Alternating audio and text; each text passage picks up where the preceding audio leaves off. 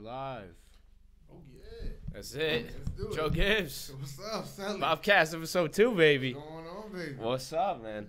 So I don't know. Just introduce yourself, man. Just let people know who you are, you know? All right, man. You know, Jo Gibbs, you know. The Jo Gibbs, the one and only. The one. You know, I've been around the world. Did a lot of things, you know. Just a regular guy like everybody else, but bigger goals possibly, you know. Yeah, you never know. See what the future holds. Yeah.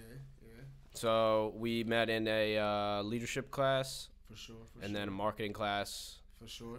Last My semester queen. with the craziest, one of the craziest teachers I've probably ever had. He was blind.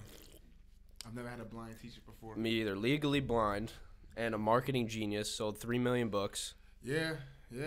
Had a couple houses. Lived in Florida. Yeah, kayaked blind. Mr. Mature America. Yeah, a cooking show blind. Still runs fucking marathons. Yeah, still runs marathons blind, man. All that. Blind. Did I mention? Yeah, that's it, man. If that's not like, I want to say, if that's not like motivation that you can do anything you want, Then what I don't is? know what is. That was his thing, is that I'm not handicapped. Like I'm not at a disadvantage. People who put their lives at a disadvantage are at a disadvantage, and I'm not. Like I'm taking advantage of my life to the fullest. For sure. And it doesn't matter what's wrong with me or what's not. I respect that though. Yeah. I respect that to the fullest. 100%. That's like the ultimate motivation. Is Right. like this guy has no excuse, and he can't see. So what's my excuse? Yeah, exactly. Why can't I finish college? This guy has a fucking doctorate. Dude, he was running restaurants and hotels when he was 19, 20 years old. And he was in coal mining. And what didn't he do? I don't know. What I don't know, didn't he man. do? He had restaurants, coal mining, fucking Yeah. anything you think of. He's a professor.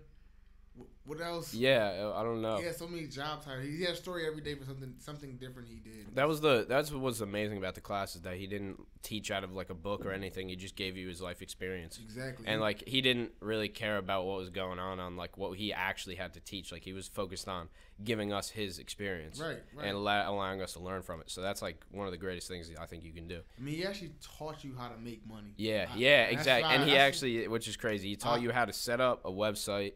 Yeah. How to set up an app, how to do a click funnel page to where it goes to your goes to like a contest or an email newsletter, and all these like very useful things. Right. He was more ahead of the technology that we use. He knew how to use it better than we did. Yeah. Which is crazy. And he's like kind of 70. yeah. That's the crazy part. He's like in his 60s, right? Yeah, he's I don't know. He's pretty stylish too, man. He had a nice polo Yeah, shirt. he does. Polo down like Carl. Hey, he doesn't mess around. Exactly. He doesn't mess around, man.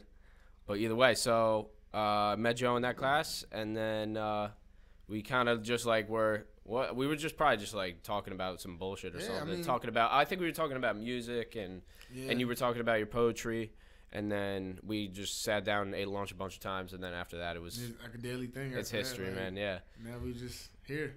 Yeah, but Podcast. I knew that I wanted to get you on because of your experience and because of the things that you've been through, the things that the changes you made in your life, and like how your life has changed over the course of whatever, probably like 10 years. I'd say right in the last 10 years. Yeah, I mean, I was definitely going a different direction than I'm going now. So exactly, the extension is definitely there. So what was like the first change that you made? Like probably going into the military was probably like the first I became thing a you father. That was okay, yeah. That was that's like even all right. more. That was like the life defining moment. You know, you had a crossroad, figuratively speaking. So you come to this crossroad and you have to decide. Okay, what do I want to do? I have options. I have to keep this kid alive. Like, a lot of people don't realize that until you become a parent. Like the whole pregnancy is anticipation, and then once the kid's here, it's like, oh shit, I gotta keep this kid alive. Yeah, and it's my job and nobody else's job to do it, right? I can't put this on anyone else. I mean, I'll have help along the way, but that was like the first time in my life I think I really had to. It was like a real life moment. Like, it hit was you. like when life comes at you. And how old were you when? I was 18. Okay. Going on to be 19. Gotcha. When I was 19, he was born, but he was 18. Yep. And what dudes is like the mountain I was climbing because I knew he was gonna be here. Yep. So that was like when I first decided to make some changes. I decided, all right, I need to get a job. You know, that's A1. That's first priority. I mean, I was already working, but I was dabbling in other things. Yeah. You know, of course. Activities. And, yeah, of course, of course. And I figured at that moment, all right, I have a kid on the way. This is the time to get a job. And that was like the first time I actually had. So what were you doing? What was that job that you got? Well, at the time I was working at Fossil before he was born. Mm-hmm. I was selling watches, doing watch technician. Mm-hmm. So I was good at taking apart watches, putting them back together. That's not a bad gig. Yeah, they don't pay much. Nah. So, but I enjoyed it. Little tiny screwdrivers and shit. Or Little hammers. I mean, it's easy because I was doing that for a while. Yeah. I actually got a job being, believe it or not, a janitor. Yeah. A custodian. We're at school. A school at or a casino. A casino. Yeah, it was a Revel Hotel. Yeah. Casino. It's called Ocean now, but I got a job. You're from Atlantic City. Yes, sir. Yes, sir. That's it. Represent. The one and only. Yep. So I got a job there, and I was sweeping floors, vacuuming, cleaning, doing the whole thing. Yeah, I mean that was your job. Yeah, I mean, but it paid more than being a watch technician. Yeah, it puts in perspective where the country is. Yeah, right. You know, exactly. So no, the technician like, I've been a mechanic for 3.5 years, and I mean, like, if you're a mechanic, you're underpaid. That's just what it is. Yeah. And I mean, I was underpaid for my skills, and it's not. I still make good money. Like, don't get me wrong. I still can afford to go to school with that money and buy a car and do all this and make this podcast. But still, my value wasn't the same amount of my pay grade. It wasn't. Right. It wasn't linked. You know. So any type of technician, anything like specialized skill. I don't know. I know like. Especially for mechanics, that's what I know. That's my field. I don't know really anything else. I know people who are electricians and welders that get paid actually well, but mechanics and maybe things like that. Watch guys, who knows, like bike mechanics, like they're probably just not getting paid enough, man. I mean that's any job. I mean, if you put in perspective, like how much is your time worth? Yeah. And once you start getting down to that nitty gritty, is your time, is an hour of your life necessarily worth $13 an hour? Yeah, 15, 12. It's 25. I mean, 25. Let's be honest. Yeah. Is an hour of your life essentially worth $25? Like, if you had to go to bargain with the creator or whoever you believe in, or whatever you believe in, and you're like, listen, I need at least 24 more hours. And he's like, well, go in your bank account and give me $13 per hour. Is that worth it? Yeah, that's a cool way to look at it. Is that honestly worth it? Like, is it worth that? It's possibly the value on your life is what you make. But it's also the value that somebody else is gonna set for your life. So it's not. Yeah, it's not your value. It's what you accept. It's what you accept where they value your life at. That's. Once you get that job and you accept the job, then you accepted this is what my time's worth. They're right. Like you were telling them they're right. Yeah, but I mean, it's also. But you got to make money. Like that's it. You know, it's not like you have all the options in the world that people are just gonna, like calling you up left and right. Like, hey, we got this job for $100 an hour. Like, it's not how it works. But you come to that crossroad and it's basically like, do I want to make money? Mm-hmm. They offer me X amount of money at the time. No, I'm not limiting myself to that. But how else am I going to pay X amount of bills? Yep. And as Americans, we have a good knack for putting ourselves in debt, Yeah. Credit cards, cars, mortgages, Those are all fancy ass words for debt. Yeah. That's it. I mean, unless you're buying it outright, that's debt. So, yeah. So we are accustomed to being behind. Yeah, but that is what you're supposed to be behind. Yeah, is the norm. If you're not behind this world, it's funny because people look at you different. Yeah. So if you own your place and you're paying your taxes on time and you own your car, own your car. It has 160,000 miles on it, and it's not a brand new car that you're paying $200 a month on for 5 years. Like people assume your value about what you have. Exactly. And if you don't have it, then your value is unequivocally less than theirs, apparently. Or allegedly. Well, the thing is that it's the illusion that you own what you have if you are paying it monthly. Like, you don't actually own that thing. Like, the bank owns it, somebody else owns it, the company. It's So you don't actually. So if you don't own it, then it's not in your net worth. Exactly. It can't be counted. You can only count what you own. Exactly. You know, so or at least like that's how I look at it. So those people who say they look down on you if you own everything you have, but like, you can sell everything you have. Exactly. They can't sell that car because they owe $20,000 on it. Yeah, because what you own becomes either an asset or a liability. Exactly. Essentially, and we all have liabilities and assets. Yep. Whether your asset's the shirt on your back or liability is that chain around your neck. Either way, we all have those things. So it's business. Life is business. It's commerce. Yeah, it's commerce. That's how you look at it. So I figured being a janitor would be. That's it. Where I stake my fork, and I didn't like that at all. No, I was only there for about. Weren't into that one. 3 months maybe. I got my personality skills is actually what propelled me, and the fact that I had tattoos too. Yeah. So I couldn't be on the floor with tattoos, and they wanted to use my skills. Could you just wear like long sleeves or what? I could have. Yeah. I could have, but they also wanted to use my skills other places. They seen I was personable. At the casino. Yeah. Okay. Yeah, seen I was personable. They seen I had skills, so they actually moved me to a long sleeve position where I can interact with guests. I became like a bellhop. So you were? Oh, I think you told me about this job. I became a bellhop quick, man. It was 3 months in. Yep. Turn around, bellhop. That's good turnaround though. That's a good come up right there. Sweet turnaround. 3 months is not like, there's probably people who are doing it for 3 years and then they get to move up. 30 years. Yeah, that's true, man. They never break out. Exactly. So I mean, I knew right then. All right, so that's my past. I'm never going to be a janitor again in my mind.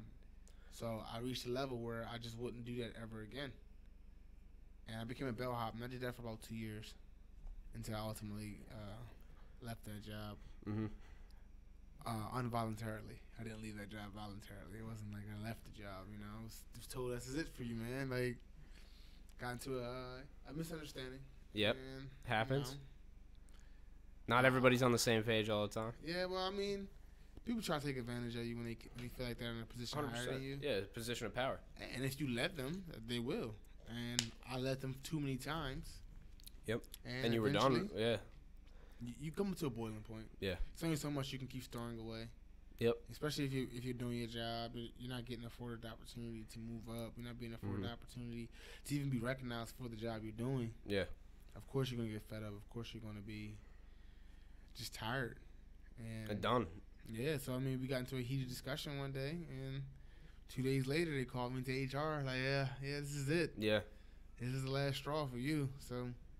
But in turn, it was probably a good thing. It was great. I mean, I was a new father, so my son was about maybe I want to say 7 months at the time. So it was definitely I fell into a situation of holy shit. What am I gonna do? Yep. I've grown reliant on this $11.50 an hour or what have you. Yeah.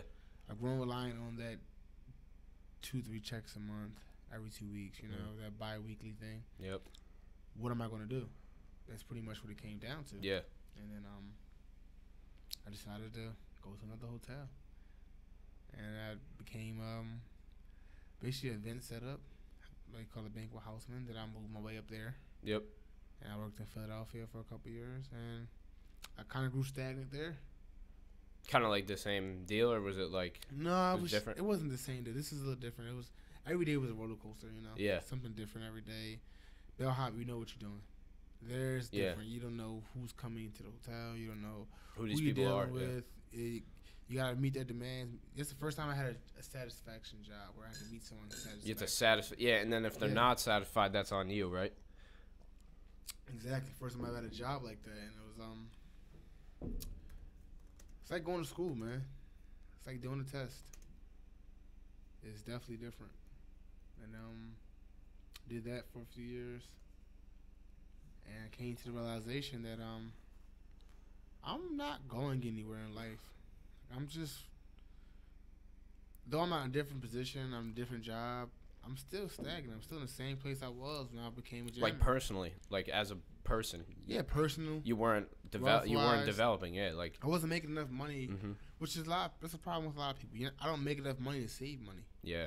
I don't make enough money to have a life, save money, or to do things I would like to do. Yeah. I couldn't take a flight to Florida. I couldn't take a flight to fucking next town over if I wanted to. Yeah. You know what I'm saying? At the end of the week, I was at negative 37 cents. Yeah. I need gas. Yep. And I get paid in 2 days. What am I going to do? Yeah, you got to get to work. Exactly. So, I mean, I decided to join the Army after that. And what was, like, once you thought about the Army, like, how long was it till you actually, like, joined? It's funny. I seen a commercial for Air Force, and I wanted to be in the Air Force first. Mm-hmm. Didn't really quite go the way I would like it to go. They have, like, a whole system of the Air Force where you gotta wait and things of that nature. I wasn't in the sense of waiting. I was fed up.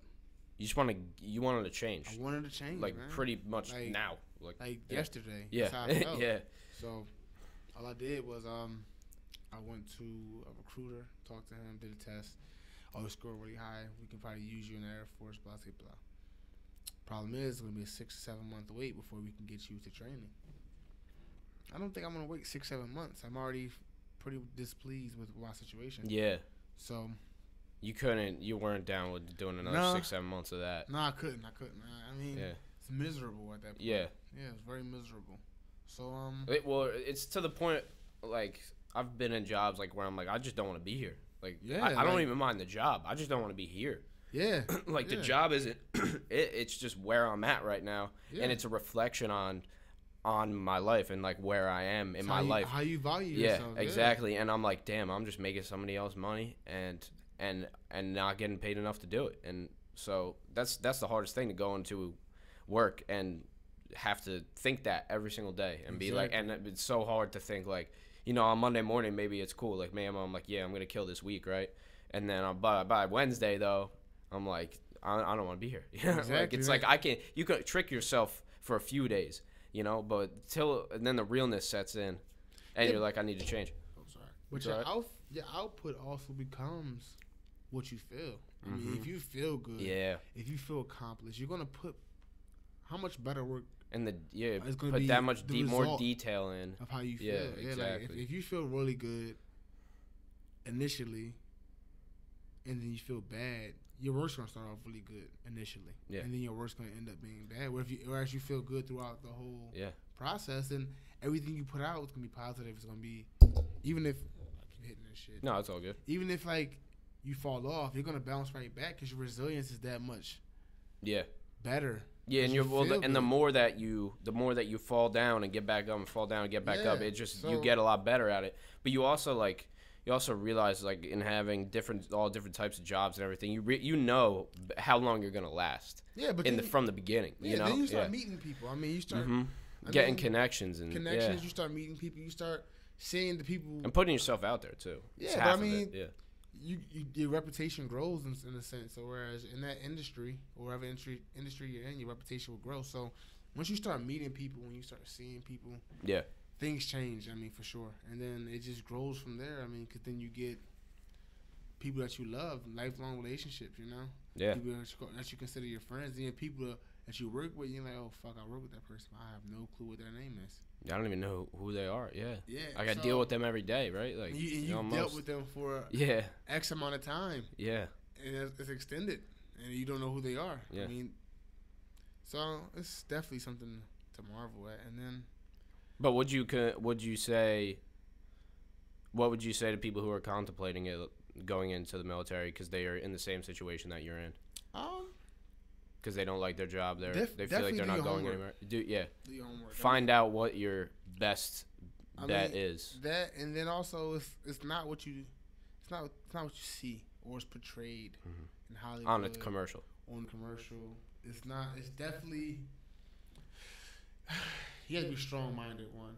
I mean, it's not something that you just jump into and oh, I hate this. Let me quit. No, but then you can't. No, you can't. You invest. It's a legally binding contract. So once you're in, you're in. You're pretty much doing your time. So whether you hate it or love it, this is where you're at.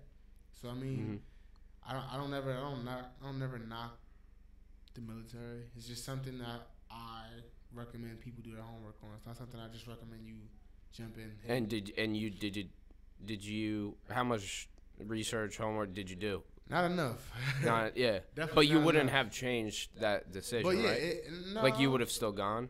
You think if you spent 6-7 months waiting, like if you would have say you wanted to get in the Air Force and you had to spend 6, do you think by the end of that time you would have still wanted to go in? Like you think it's good that you just went like and said I want to do this right now? Yeah, because I would probably did more homework and I probably look into it further. But by me not doing that, hindsight, it kind of helped me in a sense because it helped me change a lot of aspects and a lot of bad habits, so to speak, that I had. I mean, it did have a positive outlook. A net positive effect. Yeah, I mean, it changed. The person you see sitting before you today wasn't the person who left. You understand what I'm saying? And granted, change is something that's constant. I mean, it's the only thing that's constant along with death. Yeah. It's change. That's it. Things will change. You gotta set it. And taxes. That's about it. Yeah, when I went to the Army, it was the Army recruiter was like, "Listen, I basically sold my soul for a Wendy's Baconator, pretty much." Yeah. Like, he got in the car, and my mom like, "I'm not going to the Army. No. I'm going to the Air Force." And I sat in the car with the guy, and he's just like, "Look, we can do this." And then he took me to Wendy's, got me a Baconator, large fry, large drink. Yep. And I was like, and I you're love like this guy. sick. Yeah, this guy's awesome, man. This guy's awesome. He's selling me a dream, man. Yeah. Hindsight, our Air Force is definitely a more. I'm not gonna say it's better. I mean, but I will say that it's a more accepting branch. Yeah. It's more. And you know people in the Air Force? Feasible. I do. I know a few people in the Air Force. Can you do both? Like, could you go in the Army and then go into the Air Force or no? No. So what you can do? Like, if you're in the Army for life, or it's tiers. Oh, okay. So you would have to move the up. highest tier is definitely the Air Force. Yeah. Oh, okay. Yeah, I see. There's tiers within the branches. Yeah, I mean, you still get military. paid the same, but the way you're treated, tier-wise, is different. So Air Force is. I remember you talking about this when the steak vets and eggs in the Air Force for breakfast, and the Navy is eggs and sausage for breakfast, and the Army is whatever we got. Yeah. Yeah. And the Marines is pretty much the same. Yeah. But then I don't know anything about the Coast Guard. I'm not gonna knock the Coast Guard. I just don't National know much Guard, about it. yeah. You know, Yeah. National Guard is a part of the Army, but it's like it's a weakened soldier. So so it's kind of. But I went to the Army. Definitely changed, life changing. Yeah. Off the bat, they strip you from everything, bro. Everything you don't know anymore. They want to make you a blank slate. Pretty much, man. That first week is like the hardest week. Keep going. I'm gonna send this link out just so people can watch. Yep. You're good. That first week is difficult, man. I mean, no TV, no contact with the outside world. Yeah. None. No contact. I mean, you want to talk to your parents or something? You're writing letters. And how that's for. This is in what? This is in basic. This is basic training, initial training. Yeah, because I remember it's a 3-month period. I couldn't talk to my friend for a while. Shout out my friend Vito. He's in there right now. He's definitely like it's a 3 to 4 month, 3.5 month period where like, I know people are thinking, I can do that. It just seems easy. Yep. It's just hard as you think. It's harder than you think because when you're going in, you know what I'm saying, and you're not ready. I don't care what they say. You can watch all the YouTube videos you want. You're not ready. There's really nothing like you can do to get ready for that, right? Like there's nothing you can get ready. You can convince yourself you get ready and run all the miles and do it, but you can be physically ready. But I mean, mentally, it's nothing that prepares you for that. I mean, you gotta understand that I'm not a fragile guy. I went in. I was 230, 240. I could run like an 8-minute mile. Yeah. I was pretty good. I thought I was in pretty good shape. Yeah. And that's not what affected me the most. It's the mental part. Number one, you're in a pot with a whole bunch of strangers. From everywhere. From nationwide. Where was your basic at? Missouri. In the middle of nowhere. Mm-hmm. So think about that. You're in the like pretty much nowhere, no man's land. You don't know nothing about this area. No shit about the area. You don't even know anybody around you. It's just people. And it's like, you ever see The Real World? No. Or like it's like we are thrust into a position where you don't know anybody, but you can't leave. Yeah, there's nothing you can do. That's just it. Yeah. So once you get into that, you can't leave, and there's no way you can find something that you're comfortable with. Yeah. You have to pretty much build off who you are. So now you're relying on you, and now you have to figure out who to trust, who not to trust. It's like almost on a much smaller scale. It's like when you go from high school to college, basically. When you get to a place that you're living somewhere else and nobody knows, who are you gonna be? Yeah. You know, you basically have to.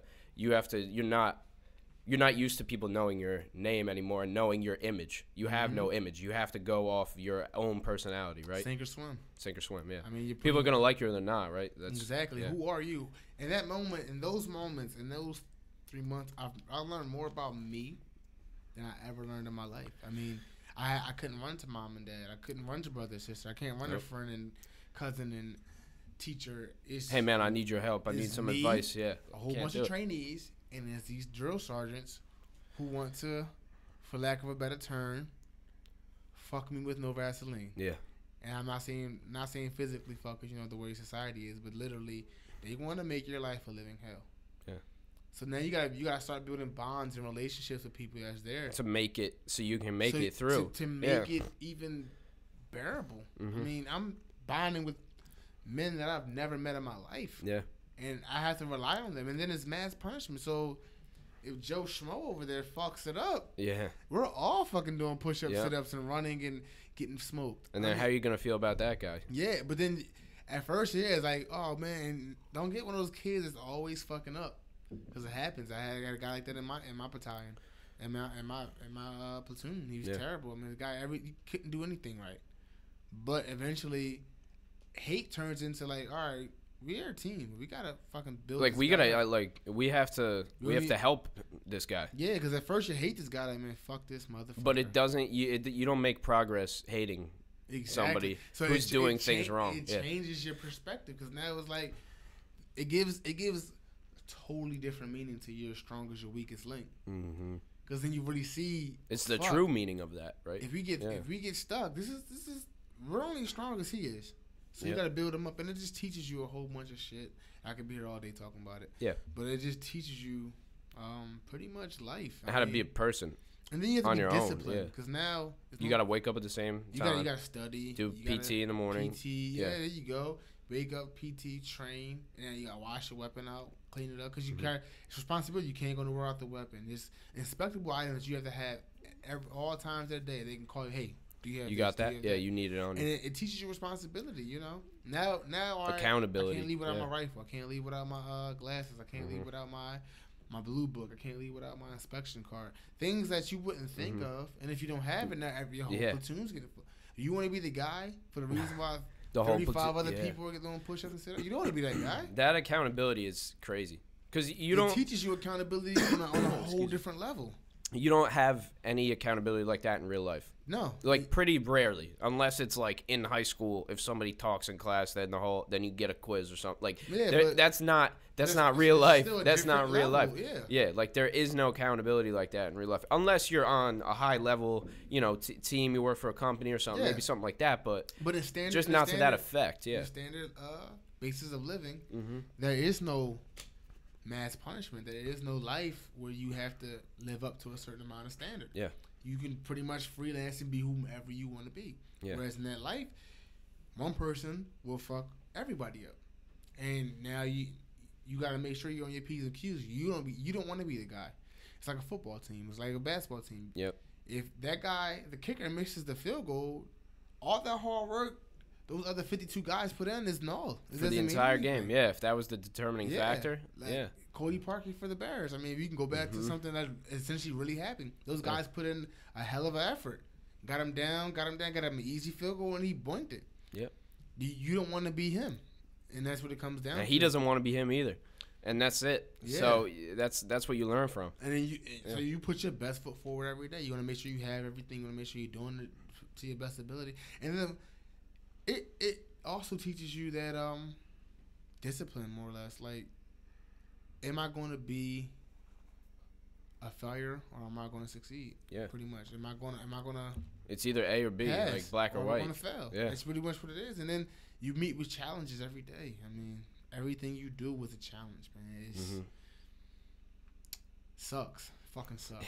Yeah. But then like you start building and it teaches you how to network because now I can talk to anybody. I can walk in the room. Yep. I can connect with anybody. You're better at that than almost anybody I've seen, I think. Yeah. Out of just like getting your name out there and people knowing who you are, like like instantly, basically, and respecting you too. You know, you're gonna make a lasting impact because we had this discussion before with just you and I. Mm-hmm.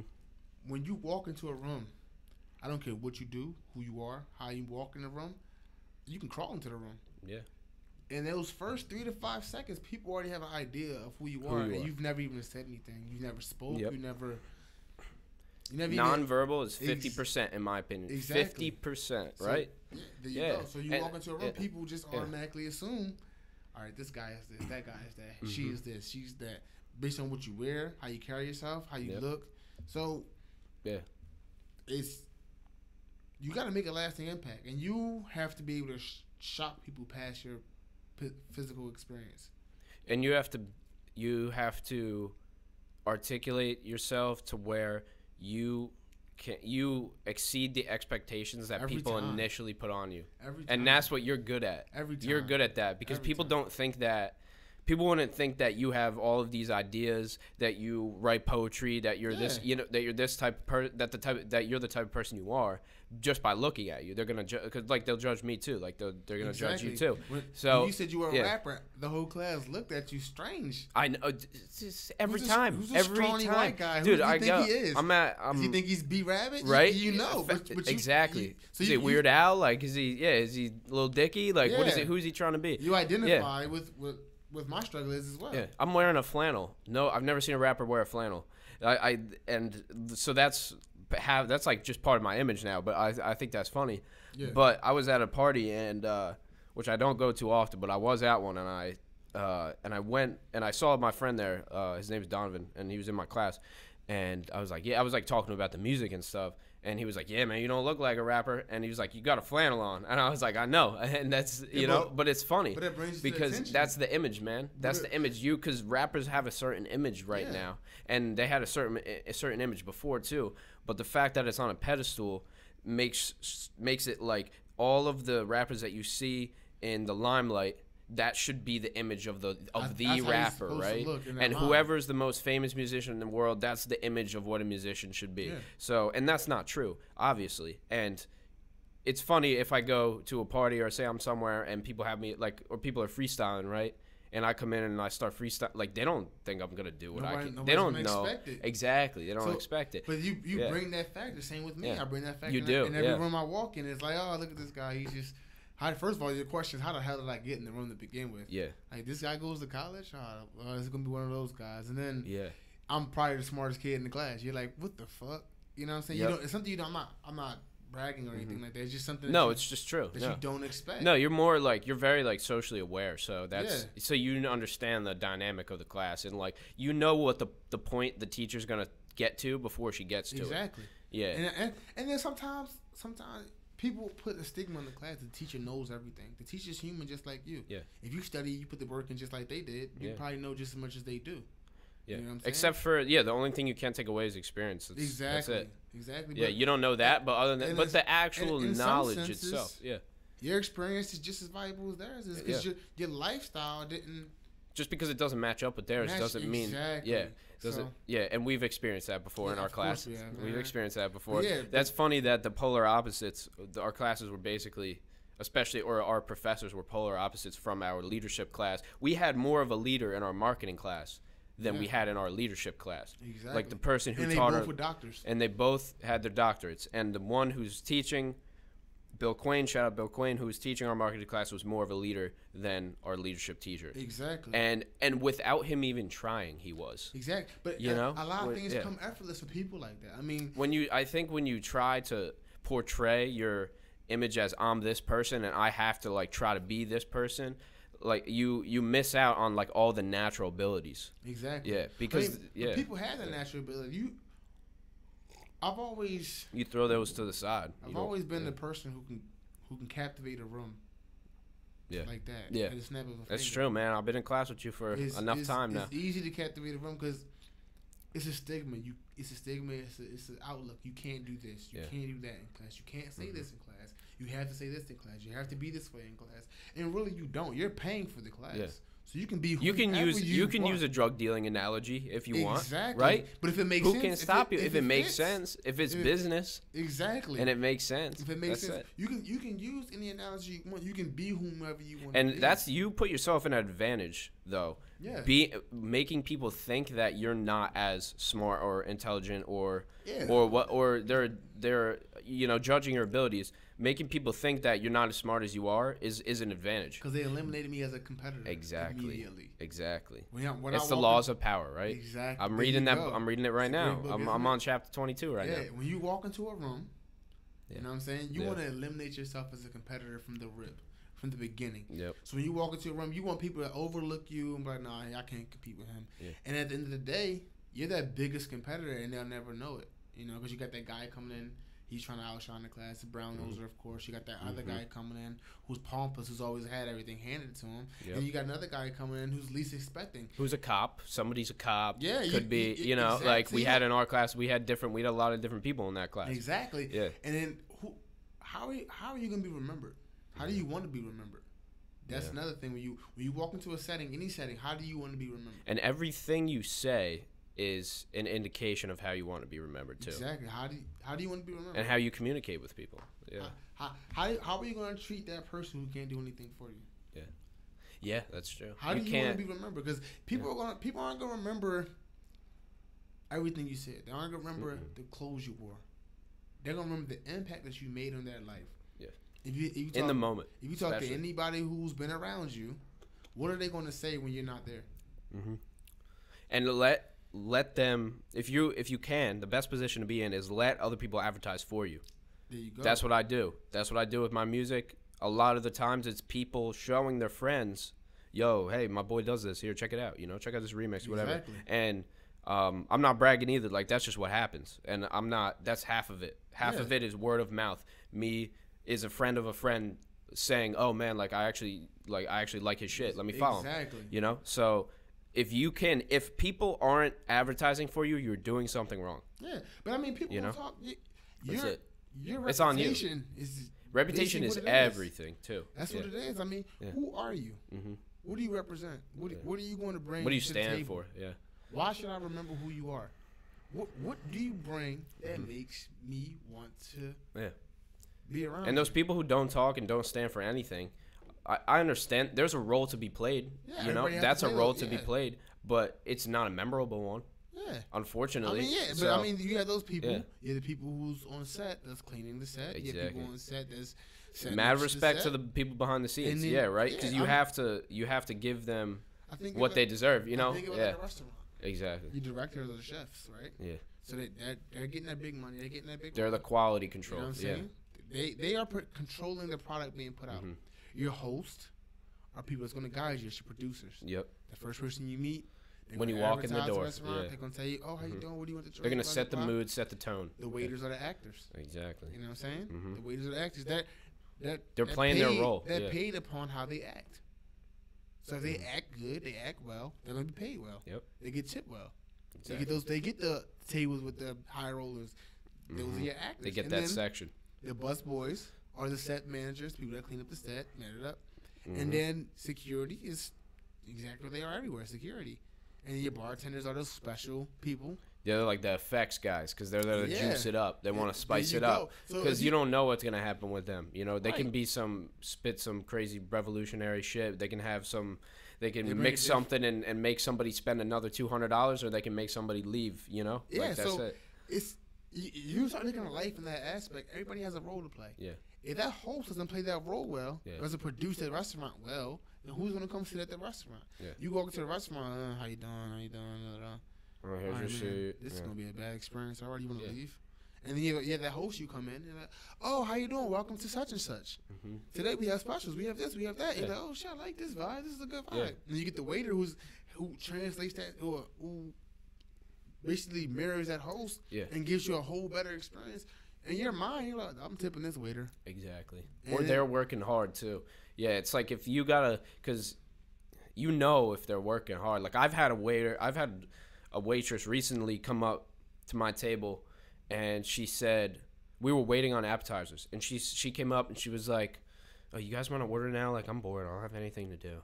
And so, sorry, but Yeah. what is that? How does that? What am I supposed to think about How that? does that make me feel? How am I supposed to hear that and then go, "Oh yeah, she's gonna get tips, fine." Like I can't wait to give her $10. Like no, like you're giving away to me that you're not working hard. Yeah, you're giving me the not even. And that. I'm waiting for food right now. You give me the impression that I don't matter. Yeah, exactly. Where's my food? Oh, it's out, but the runners haven't brought it out. That yet. waiter. Yeah. I mean, everybody's had that experience. When you go to a restaurant, you get your water, you get your beverage, and you're sitting there, you get your food, and your waiter has not touched your beverage all night. Yeah, your beverage has been going for 3/4 of your meal, and then they finally come at the end and say, "Would you like some more to drink?" Yeah, I wanted that 35 minutes ago. Where were you? Yeah, you know what I'm saying. Then you have those waiters. Your glass is half empty, and they fill it back up. Yeah. So I mean, or they bring you another beverage, and they see you. That's what separates you. That's what separates you. Because that's an analogy for life too. And that's in every aspect. What are you putting in? Why? Why do I want to? And like, what's that? That TED Talk guy. I forget his name. Simon Sinek. Yeah. Why? Why should I? Why does it matter to me? And that's pretty much what it comes down to. Mm-hmm. And when you walk into every aspect, why is what I have to say important at all? Yeah, and I think that you can treat that glass as a person. Like, do you wait for somebody to be in a bad position or to be in a really good position? Yeah. So either you can bring them up or you can benefit, or are you there all the time, no matter what? Yeah. You know, are you there when the glass is half full, or when it's not full at all, when it's all the way at the top? Exactly. You know, like you got to be. That's the type of person. That reflects on the type of person you are. Course, you know, when you show up, the timing of when you show up in people's lives is completely correlated with the effect you have on that person. What do you add to somebody's life? Yeah, true. What value? What does your friendship being in my life add to my life? Yeah. You know what I'm saying? Yeah. Are you a friend that's going to be around when I'm payday, and then when I'm down to my last $5, I can't find you, and I get paid again, you just magically pop up? Or you that friend? Or are you the friend that's always there? Yeah. I mean, who do you want to be? That's the thing. Yeah. When you walk into a setting, that's what you want to do. And then, can you control your setting? Mm-hmm. Can you bend the setting to your will? Yeah. That's what leaders do. You know what I'm saying? If you're a leader, you walk into a setting and you change the atmosphere. Or you walk into a dull atmosphere, you liven it up. You know what I'm saying? If you walk into an atmosphere that's too pompous, you add order to it. And that's pretty much how life goes. And then whatever you asking at a job, you walk to a job, do you add? Is your boss awaiting your arrival, or is it dreading your arrival? Yeah. Or is it just like, he's reliable? Or do they need you, or are you just going through the motions? Exactly. Could somebody come in today, train for your job, and do it as good as you? Exactly. Can they do it? Somebody could always do your job. Yeah. You know what I'm saying? But you have to be able to do it like you can do it. Exactly. And not like somebody else can do it. For instance, I got another analogy. Movies. The same analogy. An actor comes in, plays a role of Muhammad Ali. Yeah. Sure. And then Will Smith comes in and plays a role of Muhammad Ali. You see the difference? Holy shit! He adds that level. I mean, anybody can play that role. If you fit the mold, you fit the character. Oh, he's tall, he's loud. He can play the role. Yeah. But is he going to put that dedication in? Same thing as some random person. Chino. Yeah, true. Some random person playing Tyson, or Jamie Foxx playing Tyson. Exactly. Jamie Foxx off the bat is going to kill it. He's going to add that. He's going to put that work in, because look what he did for Ray. Look what he did for Miami Vice. All the movies, Denzel Washington, Al Pacino, Robert De Niro. And you already know the guy can sing, act. He can do it all. Produce. Yeah. He can literally do everything. Exactly. He's multi-talented, and so that movie's not gonna sell like it is when he's playing the role, right? Exactly. So that goes back to your job. I don't care if you're a janitor. When you walk into the building as a janitor, are people just like, that's a janitor? Or are they gonna be like, oh, that's Joe? Yeah, that guy's what's up, amazing. Man? Yeah. Yeah, it's what you add. If the days I missed the class, I can already see the next day I came into class, people are like, man, where were you? You know what I'm saying? I said that. You know what I'm saying? It's like, dang, man, this class is Yeah, different. that's what I was saying. When you're not in a setting, does it make an impact? What kind of impact is it a better class? Is there if you leave a vacuum if there's a vacuum when you leave, if there's a hole to be filled, a gap to be filled, that's how you know that you've made an impact. Yeah, when people notice that you're not there. Yeah. And because that means you provided some kind of value to them in some way. Exactly. And when you take it away, it's noticeable. It's only a few people that do that in the settings period. Because how many times you walked into class and James or Brad was missing, you didn't know who the fuck James or Brad was. Yeah. Oh, James or Brad is there? Who the hell is that? I remember going through classes and I get halfway through the semester, I didn't even know this person was in the class. You know, and then you're put in a group with them. Yeah, true. Yeah, and now you get put in a group with them where you see them downstairs, and you're like, yeah, where are you going? To class? The same class you are? Oh. We're in a class together? My bad. Yeah, exactly. Yeah. What do you? And those are the people. But everybody has a role to play, like you said. Everybody's playing that same role. Are you going to be that person who changes? Or are you going to be that person that? Because you also have the people in the class when they're not there. It's like, thank God they're not here today. Yeah, that person is terrible. You know what I'm saying? I don't want to listen to them. Yeah, when they talk, it's just like. And like sometimes I'm that guy. Like I talk a lot in class. Like I answer questions, and I try to at least to be involved because that's half of getting a good grade is just being involved. I mean, but people see that. Yeah, and the thing is, there's gonna be things that I say that most of the class doesn't agree with, or most of the class says, why would he say that? But it's the net positive. You know, you got to take it's cliche. You got to take the good with the bad, but you got to take the things that make a lot of sense with the things that don't. There's a couple that just don't. You know. I don't know if you remember at the beginning of the semester, there was a chick, Vic, when she always came into the class, our leadership class, and it was when she talked, you just like, shut the hell up. And then magically she disappeared. Yep. And the class just got that much better. It did. No, the class came together more as a group because we didn't have to worry about this person. Yeah. She was constant complaining. She's always late. Yeah. She's always she decreased the value of the class. Exactly. And the vibe and changed the aura of the class. Yeah, but when she was gone, how much better was the class? Yeah. And after a couple of weeks, you're like, you didn't even think about it. You forgot she was even there. Yeah, I did. Yeah, so you mentioned it right now. Literally, I forgot she was in the class. I always think those people who decrease the value of the class. Like now, I have classes I'm in. I'm the only one talking. Yeah, me too. But I know every day. If I leave the class would be dead silent. Why? Because there's no leader in the class. You assume your role the moment you walk in somewhere. Yeah. Every day, probably more than half of my classes is I'm answering this question where the answer is so obvious that I feel like an idiot if I don't answer it. Yeah. But everybody else is just the whole time. But then once I start going, people start going, and then they think, oh, I have a better point than him. But I think the best thing you can do, they're gonna follow your lead. I think the best thing you can do is speak your mind in the moment and don't restrain yourself. I have a writing class now, so I have a writing class writing for the media. That class was dead silent, and then I didn't bring the same approach that I brought to my leadership class. I came in, I was reserved for like the first 10 minutes, and I noticed if I don't start talking, this class is going to be quiet, and she's going to be up here just going off at the mouth. But she's trying to start at an informal or she's trying to start a conversation with the class. Yeah. Pretty much, just class dialogue. Yep. And if I'm not the one to lead this dialogue, who will? Nobody will. I don't think anybody will. Nobody wants to be that person. I feel like because they don't want that responsibility of trying to be a leader. And then once you open, they don't want to know. They think that if they are that person, other people are gonna look at them like you're that guy. Yeah. But there has to be that guy. You need somebody to lead. Actually, I think that class has changed too. Like I think that school itself, college itself, changed because I feel like years ago people were more engaged. Yeah, of course. When you didn't have phones to look at and you didn't have 500 other things to worry about. Yeah. You got to realize a lot of people don't know how to fucking communicate. Socialize.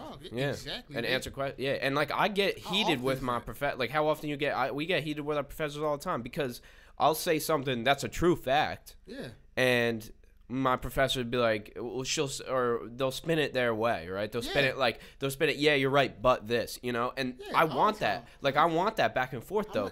Because if I don't have that back and forth, then we're not different. Then we can't exchange ideas if we don't have a back and forth. But you probably know when you get to the point where they ask a question and after 30 seconds, they just look at you. Like, you have to answer it. Because you're the one. But how many times me and Haley got into it? That just goes back to it. How many times? Because she would say something and nobody in the class agrees with her, but she's speaking for us as if she knows, but she's not living it. You know what I'm saying? She wasn't in the experience. But if I have the vantage point from experience, I can tell you, no, this is how it is today. Yeah. Just because somebody's on their phone doesn't mean that you're not important. Yeah. They just have a lot of things going on. Multitasking is the way of society today. How many times have you sat around somebody and you've been on your phone, but you're listening, but you're on your phone? Mm-hmm. It's just multitasking. It's just every day, right? Is that not what we do every day? Yeah, society. That's the way of society. So in her mind, that she's like, oh, nobody cares what I'm saying. No, it's just that's how we do things. Like I check my phone, make sure everything's good, and I continue the conversation. But she doesn't understand that. That's just there was Haley's really smart. Yeah, she's a genius. She's a genius, right?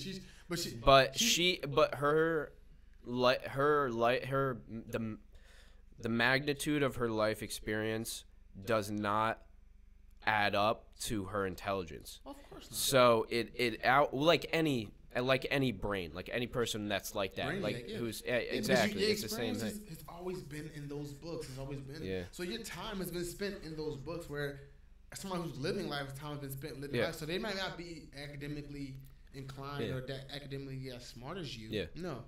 But life experience has shown them, okay, if I do A plus B, it's going to equal C. C, yeah. You've learned A plus B is equal C, but it's way different from living it. You know what I'm saying? Yeah, yeah. And that's going out and getting it from the bottom. And I've always told coming people, up. Yeah.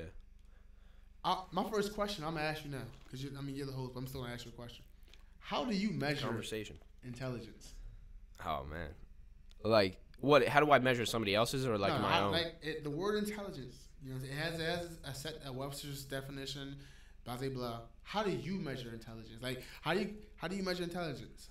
For me, it's not just what you can write for me on a paper, or what you could like the score you can get from me on a test.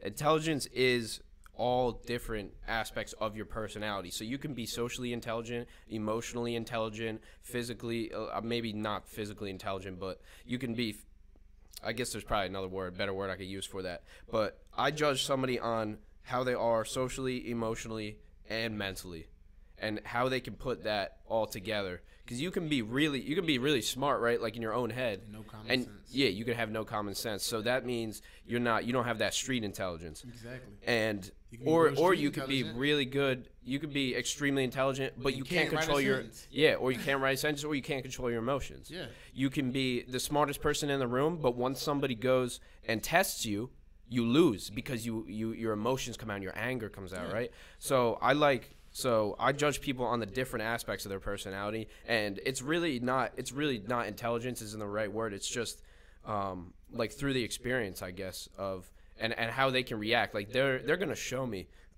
how intelligent they are just by how they're acting towards me. Gotcha. Like that guy Paul. We thought I knew he's intelligent. Yeah. Like we just knew that by the way he went about himself. Yeah. And the way that he sat down and talked to us. In one conversation, we knew this guy's pretty smart, right? Yeah. And so I think that right off the bat, you can tell. Yeah. You can tell. Like I'm off the first impression, I can pretty much get like a baseline of I know how intelligent you are. Right. You know, and like I don't want to judge people firsthand, or like on first impression, but everybody does. Yeah, I mean, and people can change my mind too. Yeah. And I've been wrong so many times. Yeah. And it happens every time, every class you're in, probably, right? People think you're one way and you're not that way. Yeah. But it always changes. I mean, intelligence to me though is can you learn too? Is your ability to learn, and change and adapt. I can read as many goddamn books as I want on power and how to and mentors and how to better your life, right? But if I don't actually put it into action, then it's nothing. I might as well have not read them. Right. So. It's like working out. Like you can read a health book, you can know how to do every single exercise, but if you don't go to the gym, it's worthless. So intelligence is also based on can you execute? Can you execute what you say and what you think and what you read and learn? Can you put that into action? That's half of it too. Yeah. So that's probably like the best definition I could give you. People always measure intelligence. So the biggest misconception to me is people measure intelligence on regurgitation. When I say regurgitations, what did you read, and can you spit it back to me? Yeah. You know what I'm saying? I can read Darwin's books all day. Origin of Species, yeah. And spit it back to you and how you think I'm the smartest person in the world. And then I go out into the world and I turn left on red and get pulled over. Yeah. And the cop's like, why would you do something dumb like that? You know what I'm saying? Yeah. See, to me, the way I measure intelligence is doing the right thing at the right time. Yeah. Simple as that. It's an opportunity. It's the simple. Executing on opportunity. Exactly. It's doing the right thing at the right time. Yeah. You know what I'm saying? Yep. If I walk into a room with a whole bunch of brainiacs, and I answer the right question at the right time, you're just like them. You're just like them. Yeah. If I walk into a neighborhood, you know what I'm saying, and I know they're gonna start shooting, and I take cover or get somewhere I'm not gonna get shot, I just made the right decision at the right time. Yeah. If see the light's red and I make it right on red, and I can make it right on red when there's no cars coming, right decision, right time. Intelligence is everything you do every day. But can you make the right decision at the right time? When opportunity knocks, are you going to open the door? You know what I'm saying? Or are you gonna spend 6 months? You just spend your whole life looking for the key to the door, and all you have to do is break it down. There you go. Like that's one of my lyrics in one of my on my first EP is like, you're looking for the key, but I'm breaking down the door. It's like you don't. They want that perfect fit. Yeah. They want that perfect time. Yeah. There's never like. There's never a perfect time for anything, but people come to me and they say, "Oh, I'm gonna start this podcast, this blog, this vlog, this YouTube channel." Well, no, you're not, because if you didn't already start it, you're not going to. Exactly. Like that's the thing. Like if that's how it is with anything. Yeah. You know, if you don't do it right now, or you don't do it yesterday, or now, then you don't have it. You're not doing it. And the biggest thing to me, is people have this idea of how things are supposed to go.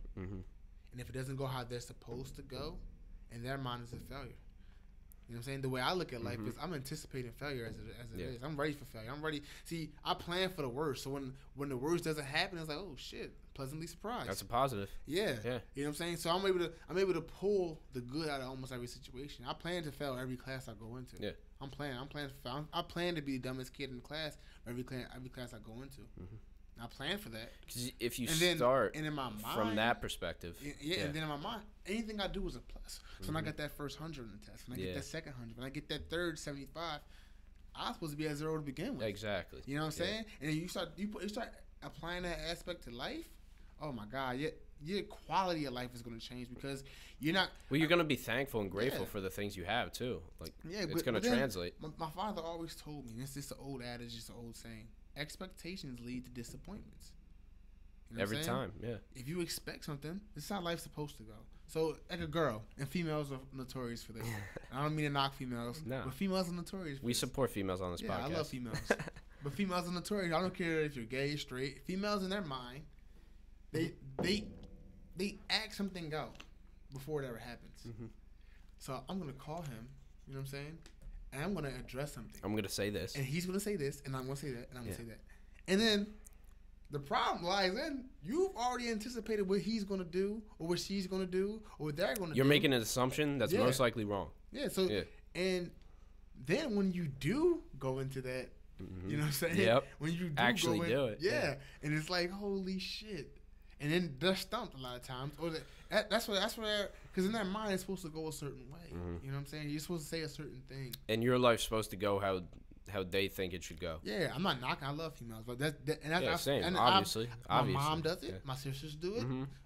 My lady. Hey, there's guys who do it too. I'm not. Oh yeah, 100%. A lot of guys do it. Yeah. I'm just saying, but I've always seen it. It's like a across the board. Yeah. For females, every female I've ever come across. And this is the thing, that they have a lot to worry about, so it makes sense. Like from their perspective, it makes sense. If you think about it, I think females have 10 times more things to worry about than guys do. Yeah, and females are 5 to 10 times smarter than men. Exactly. Yeah. I mean, you gotta think about it. No, but if you and if you look, like on like as a net like total, how many more girls pay attention in school, get their work done, have a beautiful handwriting? Like you can always count on them for for those things. It's like they're so they have so many more things. Exactly. So many more details. Yeah. Everything in that life. It's respect. I mean, you gotta realize females have things we never have to worry about. Exactly. Guys, we have it easier. We can literally not worry about anything if we want to. Bleed you know? from my bodily holes once a month. I've never had to worry about that. Me either, man. I've never had to worry about a pH balance. I never had to worry about any of that stuff. But females have to worry about that day in and day out, take care of what they have to take care of. So I get it. Look a certain way. Exactly. Yep. They have I can wear sweatpants to school, and it doesn't matter every day if I wanted to. I don't, but if I wanted females to. Like I said, females are 10 times smarter than men. They're 10 times. But what females lack, logic. Yeah. They take everything into account. It's a very emotionally based. But logic. Not all the time. I'm not. No. A lot of females. No, but I think they have stronger emotions than I think 100% they have, to deal with. But the females can deal with emotions better. That's true. That's true. And men don't never give females credit for that. Yeah, like that's true, man. I'm not gonna lie. Here, I'll give you a situation. You can cheat on your girlfriend all day. You know what I'm saying? A mini girl she want, you know what I'm saying? Mm-hmm. And she'll take it like a champ. Yep. She'll never show you how hurt she is. She'll make cry in front of you. You know what I'm saying? But then she bounces back. She's resilient. If she goes to have coffee with a guy, you're in your bed with that thumb in your mouth. You're doing the Kermit Frog thing. Jumping off the building. Yeah. Like you're ready to kill yourself because you all of a sudden you feel inadequate. Yeah. But you've been slept with X amount of girls and did this. Yeah. And you get what I'm saying? Mm-hmm. So females. Just one little thing for us sets us off, right? And females, but for them, a huge thing is like they can handle. I'm gonna handle it. Yeah, and it's always been that way though. Yeah, I mean, that's true. They're just better at dealing with things than men. Yeah. Men are just more logical. So men always seem to be. We take into account every option too. It's just like every single way it could go. Well, we look at it meat and potatoes. We have to be the problem solvers though. Yeah, you know. But women are think of it as a meal. You know what I'm saying? Mm-hmm. Of course, you need meat and potatoes to eat. You know what I'm saying? Yeah. I'm not saying that for people that are vegan. I'm not knocking. You need carrots and lettuce. I don't know what you eat, but here we go. You need your meat and potatoes of the meal. You know what I'm saying? Mm-hmm. What females add is the seasoning. Yeah, the spice, baby. They add the macaroni and cheese. Mm-hmm. You know what I'm saying? They add the drink, the napkins. You know what I'm saying? They add all that stuff to the point where. If you just came with meat and potatoes, then where's your plate? You know what I'm saying? Yeah. But meat and potatoes in your hand. All right, that's on the plate. It's the structure. Where's the plate? That holds where's the it together. Where's the sides? Where's the dessert? Females add all that to life, and men don't understand that. They don't understand the quality that females add to life. It's also the unknown too, you know. Yeah. Like you never know what you're gonna get into. You know. Men just come with. I feel like logic. Yeah, logic's the meat and potatoes. Yeah. Okay, but what's the rest? And they add the feelings, everything else. Yeah. There's something. No, because if you just ran strictly off like you still got to go with you still got to have intuition and you still got to go off feelings. You still get angry. You still get happy. Yeah. You go with logic. It's like, oh, that's great. Yeah. You won the lotto. Yeah, that's great. Net positive. Yeah. I win. It is what it is. Let's turn around. But if you do it, in the sense of feelings, with female add the better. Oh my God, I won the fucking lottery. What? It's different. Yeah. So I mean, that's just something I thought. But that's true though. That's doing the true. right thing at the right time. That's where intelligence comes from. So. Yeah, man. You can't judge it by an IQ test. You can't. Shit, man. Like. Some of the smartest people have severe disabilities. Does that make them less intelligent than you? Yeah. No. It's just that disability prevents them from doing stuff, but doesn't mean that they're not intelligent. You know. No. It's just literally doing the right thing at the right time. But that's like basically coming back to Bill Quain. That's the whole thing, man. It's like I'm not disabled. You're disabled if you don't capitalize on what you can do. Yeah, and that's how. Yeah, like I sold more books. I made more money. I did more things in my life than somebody with sight. And they regret the things I did in my life, and I regret nothing. So and that's how I ended up where I am. I mean, I took that opportunity with the military, and I spent it. Yep. I took it, and I took everything I could learn from that experience, and then made it better. I took everything I liked about it, and everything I could learn, and I learned it. Discipline. time management, how to treat people, Mm-hmm. how to treat people you don't even know Or like. have an impact on your life. How to always view the life and take the positives from it. Because people have a hard time counting W's. Yeah. You ever realize that? Like, Yeah. Everybody counts their losses, but nobody wants to count the W's. I was talking to my friend Jenna on the podcast about this on another episode, and we were talking about how all of the good things that happen every day we take for granted. Because I literally was just watching the clip the other day, and you woke up, your house is not on fire. Your family's house is not on fire. Your mom's house is not on fire. Nobody died in your family. You made breakfast. You didn't set the house on fire. You walked outside. You got in your car. It started. Yeah. You drove down the road. The wheel didn't fall off. Nothing happened to your car. You got to school. You're good. You went to class. You're fine. Your physical being's good. Everybody in your family's good. Nothing bad happened. Right. You're like 1,000 things have to go right for one thing to go wrong. Right. And then the problem, my whole issue is all those good things happen. Yeah. And then one bad thing's happen. And all of a sudden I have fuck my life. Terrible this day. Sucks. Everything but the incident that happened was only 2 or 3 minutes. You know what I'm saying? Mm-hmm. So you take 24 hours and you take 2 or 3 minutes of 1 hour to affect your entire day too. And you let that turn your entire day. Your whole attitude is different. Whereas, let it happen. Okay, it's happening. Things are going to happen. Yeah. All right, it happened.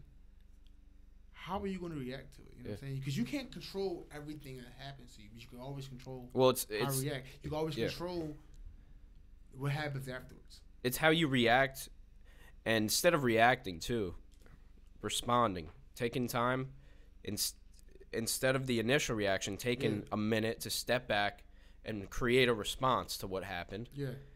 And how you react, it's how you respond to what you can't control. That's gonna define your take on life. Exactly. How you go about your life is how you react to things that are out of your control. Don't count the W's, okay? See, that's what happens. You get in a situation and you get far as shit. You know what I'm saying? Mm-hmm. You get far as shit, and something happens. Mm-hmm. All you can see is how far you got to go. Okay, you're in college. You know You're doing great. You're doing great. You passed the first, second, third semester. You're in your fourth semester of college, and you fail a test. So all of a sudden, your whole college career is shit, right? Mm.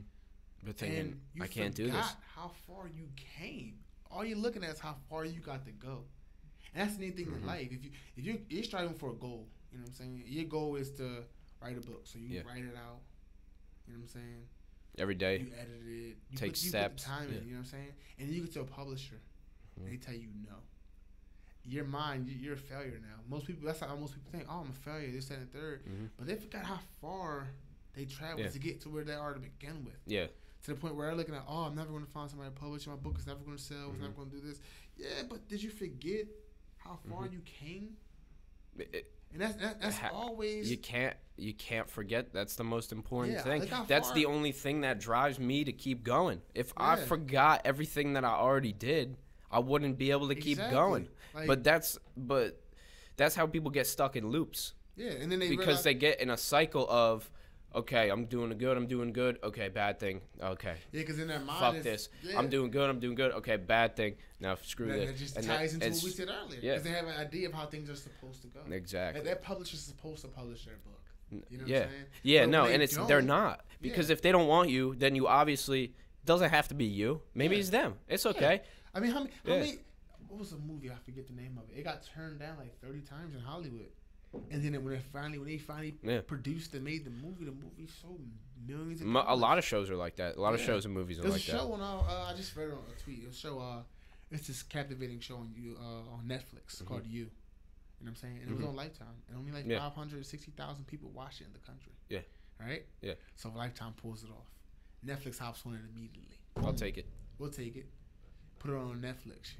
You averages 4.5 million viewers a month. That's crazy. A show that did terrible here is doing amazing. You also got to think about the populations, you know? Exactly. You change the population, it's a completely different product. Yeah.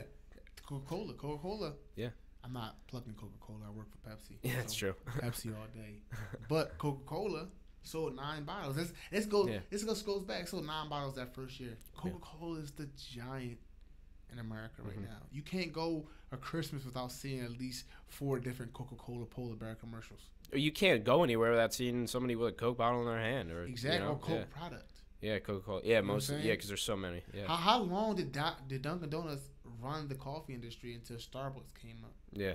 And Starbucks isn't a new company for people who don't know. No. Starbucks has been around for years, but people don't know. Their CEO might be running for president, actually. I heard. But I'm saying they've been around for years. Amazon's been around for years. Cultivating. Amazon's been around since, what, 97? Years. Because they just hit that boom, 5 years ago? Yeah, and they did a special on him in, 2001? Yeah. When he was driving a brand new Civic. Yeah. And they were like... He still kept his desk. He still kept... Yeah. And so they were like, you're a billionaire. Why the Civic? He was like, it gets good gas mileage. Yeah. So he doesn't have to worry about gas mileage. Obviously, he's a billionaire. Yeah, what does it matter to him? He could have a Hummer every day if you want. It doesn't matter. He doesn't have to drive. Yeah, he could have a limo, take him every day. Fly a helicopter. It doesn't matter. But the thing is, the principle. You stick to your principles. He used the same desk from 99 until still today. Yeah. It's the principle. Look at Wawa. Yeah. Look how big Wawa is now. They're expanding down to Florida. They're expanding down the whole East Coast. But if you remember, Wawa was a milk company out of Pennsylvania. Yeah, wow. Yeah. I remember when I was young, Wawa didn't even have gas stations. It was just a regular Wawa. And they were like a little and it was a little thing hut, too. Yeah, it was a little hut. Yeah. And then it just kept expanding. It was like a 7-Eleven basically, like the type of size. Yeah, but it was. And then they got bigger. Yeah. And then they got a gas station. You know what I'm saying? And who does it like them too, man? Like, nobody really, especially where we live. I can't say for anywhere else. Yeah, but I mean, but at the place, what I'm saying, if you just look at those examples, they're huge companies now. Yeah. It was a point in their life they weren't doing as great as they are now. Yeah. Amazon, Google. Yeah. Google is basically a monopoly on the internet now. Well, it's been that way too. Yeah. And Bing just shut down too, so especially now. Do you remember Ask Jeeves? Yeah, man. Oh yeah, that was the first. Do you remember Yahoo? Went back in when I was on the dial-up on my desktop computer back in 2009. Yeah, AOL mail. Remember AOL? Look at Apple's is basically taking over the computer industry. Yeah. It's when I was younger, Apple was only in schools. You weren't buying apples for your house. Yeah. It was like that big green and orange back. Yeah. Like in school, like they would have them in school. Yeah, that was the school computer. They had Netscape on there. Or Firefox. But now look. You were playing like mini clip games, like back in like addicting games. Remember that was like the bonus.com, exactly. Ultimate Games. Yeah, Ultimate Game, all that. But I'm just saying, like, if you look how far these companies, and that's just a barometer of what it's possible. Yeah, those companies didn't ever get caught up on how far they had. Hey, the iPod wasn't different. The iPod wasn't even the best. Yeah, MP3 player. I had a Zoom. I didn't buy an iPod until I had two MP3 players before I had an iPod. Yeah, I had an MP3 player, but you gotta realize. But they did the same thing. Yeah. But it's also 1,000 songs in your pocket, man. Like when you put it that way, there's still 1,000 songs. But what's the difference? Exactly. Quality. Exactly. Quality. I mean, quantity is great, but if you have quality, it is what it is. And I'm just saying, those companies came from the bottom. I mean, those companies didn't start as multi-billion-dollar industries or multi-billion-dollar companies. I mean, Amazon was a book. They sold books online. People were like, how is this company going to even survive selling books? Exactly. Who's buying books? Because at the time you had, what was that place called? Barnes & Noble was pretty big back then, even then. And it's cool to go. I still like going into a bookstore. Barnes & Noble's not bad. I still like going into a bookstore. But look how big Amazon. Amazon, I think, is like, it overtook Walmart.com in like 2011 or something like that. And it's just steady growing. Yeah. Like, these are things, but you would never think. But they never got caught up on what they were. And look how far they came. And look at and it grew from that. They're not looking how far they got to go. You know what I'm saying? Like, startup companies like Uber, they didn't look how far. Autonomous vehicles, you were taught not to get in a stranger's vehicle. Now you're calling strangers to come pick you up, to take you somewhere. And now you're going to be calling a vehicle to come pick you up, and there ain't going to be nobody in it. Autonomous vehicles, But look how far Tesla. Nobody wanted an electric vehicle. Honda had electric vehicles. We've had electric cars for 70 years. Yeah. There was electric milk trucks in the 30s in Newark. There's electric milk trucks. Yeah. People drove them around. We've had electric cars. But it was the same thing with the iPod. There was MP3 players that held more songs. Yeah. There were still electric cars. There was the Prius, whatever, that did pretty well, but It's the image. Yeah. You know, it's the image. How do you Tesla is basically Apple of cars. Yeah. Yeah. I mean, but it's all how you market it, brand it. Old trucks back in the day that were automatic and push to start. Yeah. But people don't know that. No. You know, back in like '85, Oshkosh was making a truck. You know what I'm saying? They were selling to the military, and they were push to start. Yeah, because you can hook up a button in your car. You could have done that. 50 years ago if you wanted to. That push to start. You know what I'm saying? And that automatic. Yeah. Automatic trucks didn't start making a boom until like 2003. And now they're the best selling. They're the best selling vehicle in the country. Is like a Ford truck. Yeah, but I'm saying even like you gotta realize like those things aren't new. It's how you present them. Exactly. You know it's how they're positioned. Yeah. You have to use the leverage Kindness of the product. New, yeah. You know what I'm saying? That's true. Being nice to people is how you present it. You know what I'm saying? It's just that's just something. Airbnb. That's not new. No, and not at all. People have been sleeping on people's couches for 100 years. Yeah. But the guy who invented Airbnb, I forget where he lived. I think it was more west. It could have been Washington or something like this. Yeah. He was a programmer, and there was I'm pretty sure I'm telling this right, but there was a convention near his apartment. Right. And they barely had anything in the apartment. Like, these guys were like basically they weren't living on much. And they knew that there was going to be a lot of people coming for this convention, and that that the hotels were going to be sold out. So they said, screw it, man, let's buy some air mattresses. They bought like 5 air mattresses, covered their apartment with them, and made a forum, advertised the forum on Google AdWords, say, here, if you need a place to stay, contact us. They did. They made like $300 in a night because they had 5-6 people there. And after that, it's history. It's Airbnb. Yeah. If people take that approach, those guys were broke. They were broke. You take that approach to everyday life, you'd be amazing what you can. Yeah. It'll be amazing what you think. It's really the simple things. It's the simple things that make it. It's not the complex shit. It's nothing is new under the sun. No. You know what I'm saying? How are you gonna market? It's the products where people go, fuck, I could have thought of this. Yeah. You know, or I thought of that 2 years ago. You know. Think about Silly Bands. Oh my God, man. Silly Bands That's a made throwback. millions of dollars. Mm-hmm. Or rubber bands. Rubber bands have been around. Yeah. Since mail has been around. Yep. It's just the way they shaped them, colored them, and colored. Kids were going crazy. Nuts. Yeah. Sold them for like $1.50. Fidget spinner companies, bro, probably killed. They probably killed it. Exactly. Imagine how much money they probably made so much money. A 2.5 year boom with fidget spinner were the hottest things in the world. Yeah. It died off, but I imagine how much money he's made from that. Doesn't matter if it the simplest things. And I bet in other countries they still sell. Yeah. It's the simplest things. They'll pop up somewhere, even if they're not popping here. Simplest things. Yeah. So, and then those companies never looked at how far they had to go to accomplish.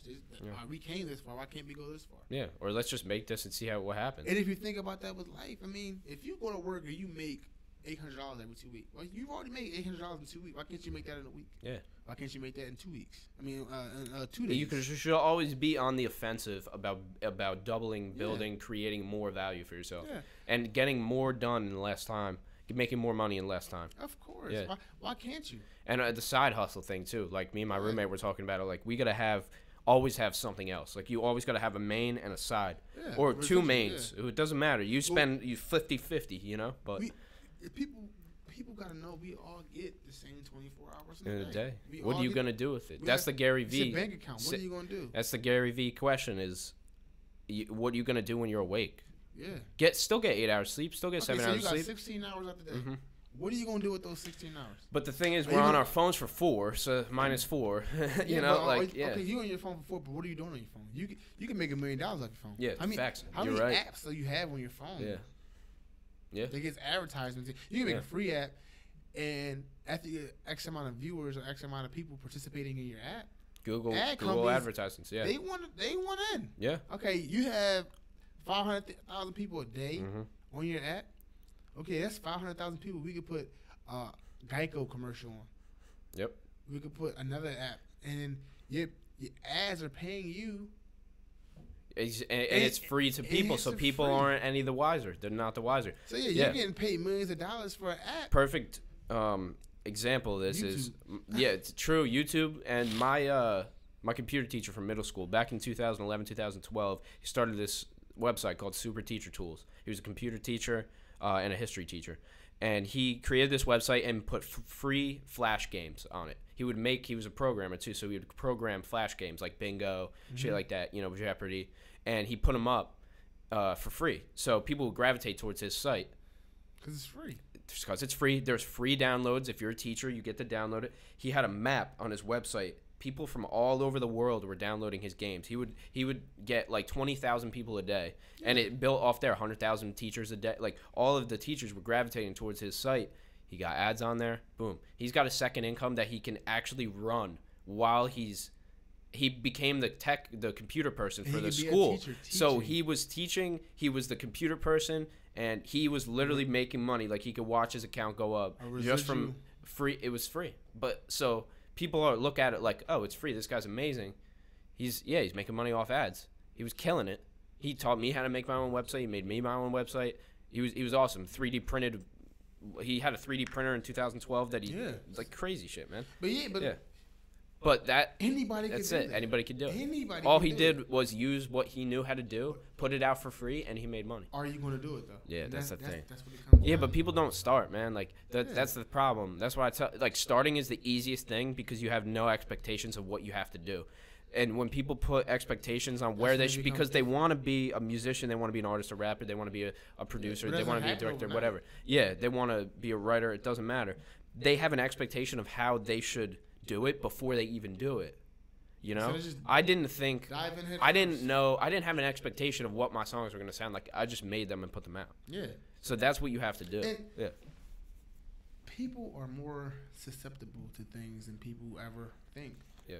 They're more accepting. They're more going to take things in than you think. Mm-hmm. You know what I'm saying? And if you're doing it and they know you, okay, are you believe in it? Yeah. Mm-hmm. If he believes in it, why can't I believe in it?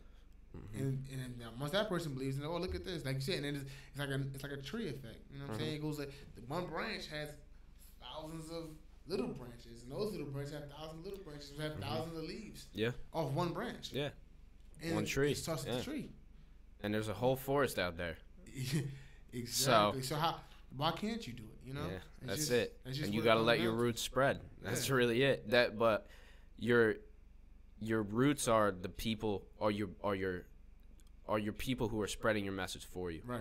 That's the people where you can be, where you don't have to even think about it, and they're already getting you new fans, they're already getting you new clients, they're getting you new work without you even doing anything because they believe in you. They know that you believe in yourself. Right. And, what is this one? What is this one quote? I said it in class one time. It's not what you think about yourself. Other people have to be convinced that you are convinced that you believe what you're saying. Yeah. If they're convinced that you believe what you're saying, then you win. Then you won them over. You have to, basically, like what you're saying, you have to impose your truth on others. Yeah. And once you impose your truth on others, they have to believe your truth, though. That's the thing. Yeah, and then it becomes their truth. Yeah. But they have to believe that you believe it. Yeah, but if you believe it's your truth, now I remember. It's not what I think I am. It's not what you think I am. It's what I think you think I am. It's what I make you think I am. Yeah, much. Exactly. It's about that's what people don't understand. They have an expectation of what somebody thinks about them, but you'll never really know what somebody thinks about you. Yeah, but then it's confidence too. Do you have the confidence? How much confidence do you have? Yeah. Confidence is not something you can easily buy. And we had that discussion in class. Yeah. You know what I'm That's saying? true. Yeah. People are like, there's no way you're this. I'm like, yeah, I am. Yeah. That's just what it is. And then not only did I tell you I made you believe it. Yep. So now when you see me, it's like, oh, that guy is this, that, and the third. He's amazing. He's funny. He's this, he's that. Yeah. And it's like, oh, but damn, if he's that, he has to be that because you said it. Now, if you say then next time you see, oh, yeah, that guy's funny, and it just travels. So if you can make people believe that you're that, that's what you're going to do. And other people will tell other people. Yeah. And then there you go. That's just the spread. That's how you get it. It's a sandwich with peanut butter and jelly. Yeah.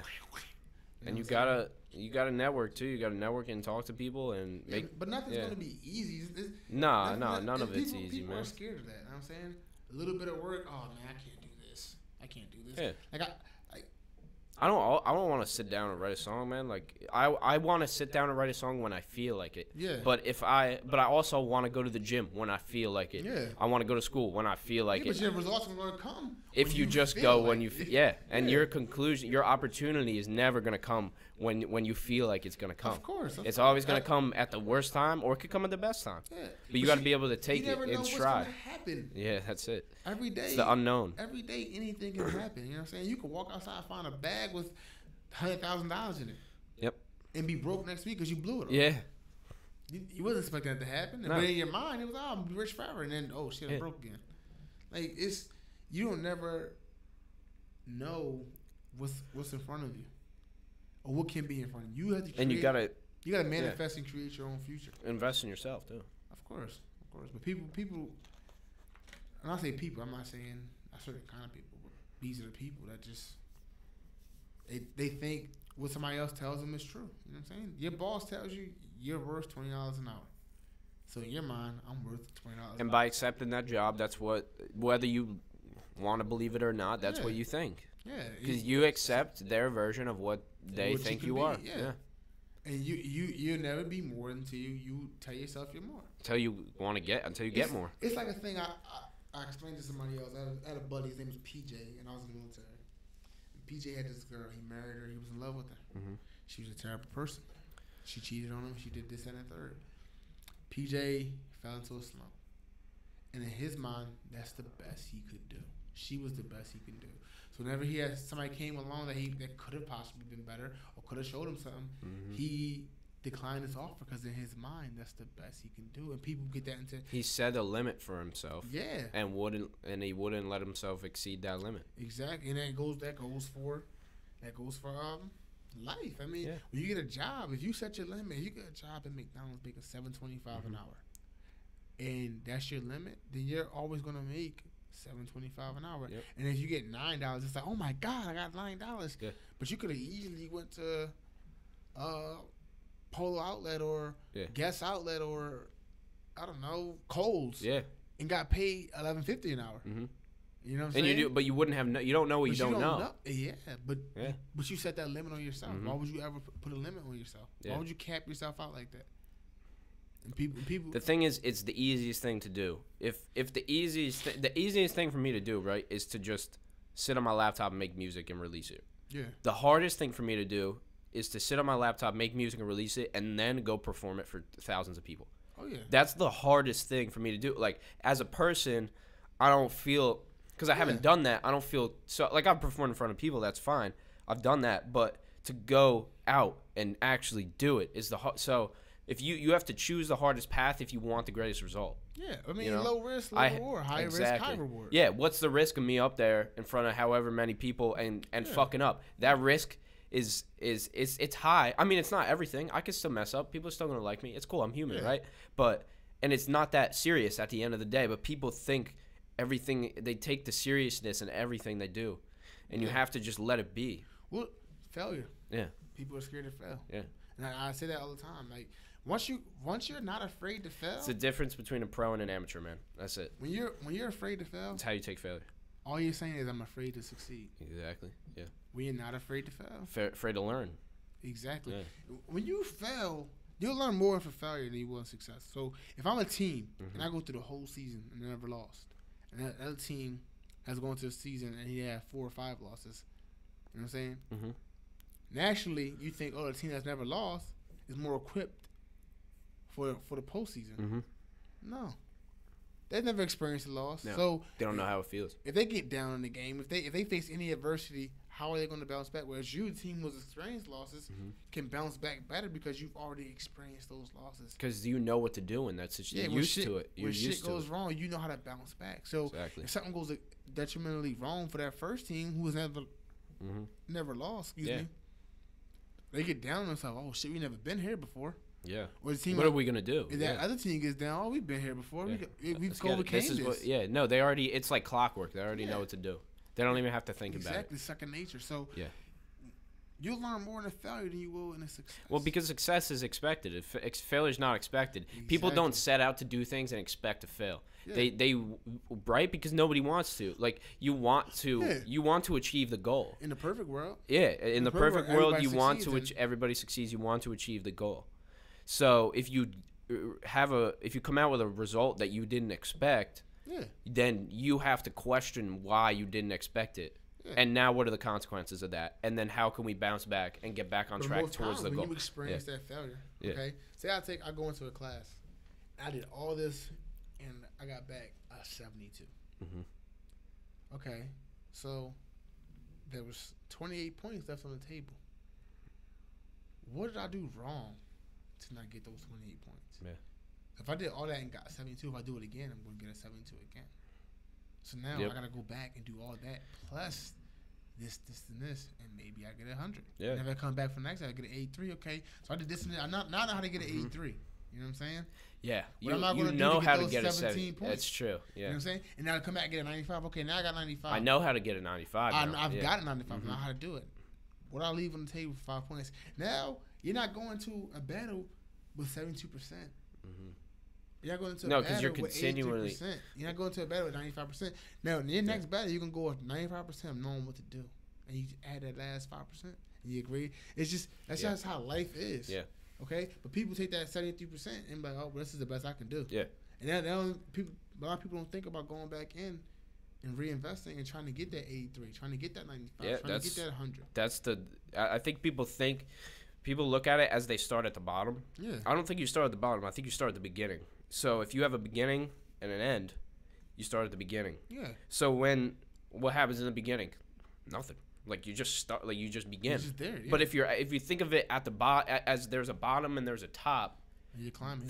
And you're climbing. That's one way to look at it too. But I'd rather look at it as an X plane rather than a Y plane, and up and down. More of, like, people think of it as a journey too. I don't really think of it as a journey, more of a struggle. But I look at it as an X. You know, like, you're just going to keep moving in one. You can walk forward, or you can walk back. Yeah. You know, that's it. Yeah. I look at it from the start. In that way, but I always add the Y, because if you start at the middle and you start climbing up, you know what I'm saying, time keeps going forward, so you can go back down. You're right. The X is time, and then the Y. So you can keep the Y is you. Keep going. So if you're ascending and you start descending, you know what I'm saying, you're still going forward, because time is not going backwards. Exactly. You know what I'm saying, but you're just going down. But if you start ascending again, you know what I'm saying, and if you keep ascending, you hit a little rut, and you keep going back. It's an exponential increase too. Once you gain momentum, it's like it goes up. It becomes faster and faster. But you manifest what you put out. You snowball. You snowball. If you're constantly putting negative thoughts in your head, your results that you put out are going to be negative. If you constantly put out positive results, the results you put out is going to be positive. That's a given. Yeah, it's a given. If I'm just how it is. Putting out maximum effort, I'm getting out a positive effort, then 9 times out of 10, my results gonna be positive. You know. Yeah. But people don't believe that you can manifest what you want out of life, and I find that crazy as well. Yeah. Well, they have expectations for themselves, so. Yeah, but I mean, I can expect to get an A on my test. Yeah. But if I whole time I'm like, man, fuck this, and that, I put a negative output now. If I look on it, I can expect to get 100, but if I get that 63, it's because I put in 60% of effort. Yeah. You know what I'm saying? Yeah, that's true. Yeah. You know what I'm saying? But people convince themselves that that's all they can do. No. Oh man, like, I failed it, but that's just because or they'll just make an excuse. The teacher sucks. This sucks. Yeah, but people, I realize when people don't get what they want, it's always an excuse. Yeah. Yeah. Right. Yeah. It's always an excuse. Accountability. That goes all the way back to accountability. What role did I play in this failure? What role did I play in me not succeeding? Yeah. Well, it's all your role. There's no other factors. Yeah. Yeah, because because you can look at so easy to blame. Like, it's so easy. It's easy. So easy. Because how many times have you got into something and you're like, oh man, or it's always your brother who's better at you than something. It's always your teacher who didn't give you that grade, who didn't give you something that you didn't earn. Yeah. It's always that boss who doesn't want you to get that promotion. But people never look at it. Did I put those extra hours in? Did I come in early and leave late to get that extra promotion? Yeah. Did I put that extra? Did I study extra hard? Did I read that chapter? Just because you think you deserve it doesn't mean other people think you do. Exactly. did my brother put the practice hours in when I was playing video games? And now when we play, he's better than me? You get what I'm saying? Yep. There's no accountability to be taken, essentially. Like, people don't take accountability for those things. You have to. Once you start taking accountability, okay, now I'm holding myself responsible. Are you gonna let yourself down? Yeah. If you do a crime, are you gonna tell on yourself? Yeah. No, you're gonna keep yourself. Yeah. It's the moment when you start relying on others, or you start relying on somebody else, you add an extra X into your variable. Yeah. And you don't know add Z in there, and you don't who know knows what is gonna Yeah, happen. exactly. You know what I'm saying? That's just life. I mean, it sucks, but that's how I ended up where I am today. I mean, you seem like you're pretty independent too. Like you never really had to rely on. Yeah, I have. Or maybe you have in the past, right? But now But now as I get older, those are things that I start taking accountability for where I'm at. You know what I'm saying? I'm saying, I have a kid. You know what I'm saying? And his mom could put me on child support, but at the beginning, I put in the work to have that kid. Sure. You know what I'm saying? So whatever comes from after that, that's your responsibility. Part for the course. You know what I'm saying? It was something that could possibly happen. I knew that. I knew that outcome. Yeah. You know what I'm saying? And you start taking accountability. How did I get here? You know what I'm saying? So like, it was a time I was in the military. I was in Georgia. I was at airborne school. And I'm like, man, fuck this. I hate this shit, man. This shit's annoying. And I'm complaining. I'm talking to my dad. You know what I'm saying? And he was like, well, hold on. Who signed up for it? Who put themselves in that position? I'm like, yeah, you know what? You're right. I did put myself in that My position. dad would never let me quit a sport. You know, just for that reason. Yeah, it's who signed up. You signed up. This is what you wanted. Anything that comes out of it, whether you knew it or not, is a consequence, and you must accept it. Yeah, but this is what you signed up for. You know what I'm saying? In school, I'm having a tough time in math. But I signed up for it. I picked the class. Yep. Nobody gave paid for the class. Yeah. If you did, you know. Yeah. I paid for this class. So this is the class I wanted. So why am I going to put it on somebody else? If I want the result, I gotta strive for that result. Yeah. I gotta put the work in to get that result. It's always there's always factors. Like there's always other factors that are at play. You have to accept these factors, but you can't take them for granted, and you can't place blame on them because they're not. That's not the energy. You know, that's not where the energy's coming from. Life is a movie. Yeah. What role are you playing? Exactly. You gotta. You the lead. Role. You the lead. You gotta You gotta play your role. You Matt Damon. Oh yeah, are you Matt Damon or are you That's fucking it. John Voight? That's it. Exactly. John Voight's a great actor. He is. He you know is. What I'm saying? Are you gonna be the Denzel in the picture? Yeah. Or are you gonna be the extra? That's it. You manifest what you put in. You get out what you put in. That's just. And there's always roles to be filled. Exactly, and that's when my life took that change. That's why I took that turn. Okay, I stopped blaming others. I stopped looking at others. Was that more like that was through the military, and once you came out, did you make more change, or while you were in, did you make more changes? While I was in, because accountability is huge in the military. But then, but once you got back into the real world, I ingratiated that into my life. You know what I'm saying? But I mean, once I started taking accountability, my life did like a total flip. 360, yeah, not 360. I ended up 180. Yeah, total 180. It's a 180. You're right. I turned a new leaf. Geometry. You know yeah. I turned a new leaf. I mean, that's when things started looking up for me. That's when I started being able to make strides in the person I want to be, because you know what? I'm accountable. You know what I'm saying? Yeah. So whether I do or don't, it's on me. This is with me. And now, am I going to let myself down? You know what I'm saying? Yeah. And that's just something I started. So once I did that, my life took a turn. And I came home. And when I started taking accountability, okay, I didn't get this job. Why didn't I get this job? What was on my resume that didn't look good enough? You know what I'm saying? I started looking within, looking in the mirror. And you started realizing that you don't want to do what you don't want to do. Like that's why you switch your major, right? Oh yeah. And that's why, like we were talking after we were talking that one day. Like I came to the conclusion, and so did you, that you weren't in the right. Yeah. You weren't doing what you actually want to do. Yeah, I'm just doing something because it's something that's there. That you can do. Yeah, it's something I've done before, so why not revert back to it? Yeah. And once you realize you're reverting, if you don't make that change, if you still keep going down that path, you're gonna emotionally drain yourself. You're gonna mentally drain yourself, and then you're gonna be on the path, and you're gonna be sitting there hating your life. If you have to worry about it, you're not in the right. You're not in the right. Because like I don't worry about. Like before in the last 2, like going to community college and everything, every single semester I was worrying about, well, what am I in the right major? Am I doing the right thing? Yeah. Now I don't even think about it. I just know. Yeah, but so if you're at the point where you just know, the biggest problem then you're good. Is knowing. Exactly. And it takes that. It took me 3 years to know. Yeah, but nobody. You can do it 10 years of college and not know what you really want to do until you're 30. You could get a master's in something and not know. Exactly. So So I mean, it's just what you. And how many people will do that too? Like, there's how many people are in there who shouldn't be there. They're just pushing through, because it's something they like. Like, hey man, you gotta go be a carpenter, bro. Yeah, like, you have to go be a welder. Like, you're not. Yeah, you gotta be a doctor. Yeah, I want to be an artist. Yeah, but your mom's a doctor, your dad's a doctor. You're gonna be a doctor. Yeah. Well, what is it? It's like it's the cliche for Asian families, right? Like, doctor, lawyer, failure. Pick one. That's it. Like, are you living your life to be? Yeah. Are you living your life to be with somebody else? Are you living your life for somebody else? Yeah.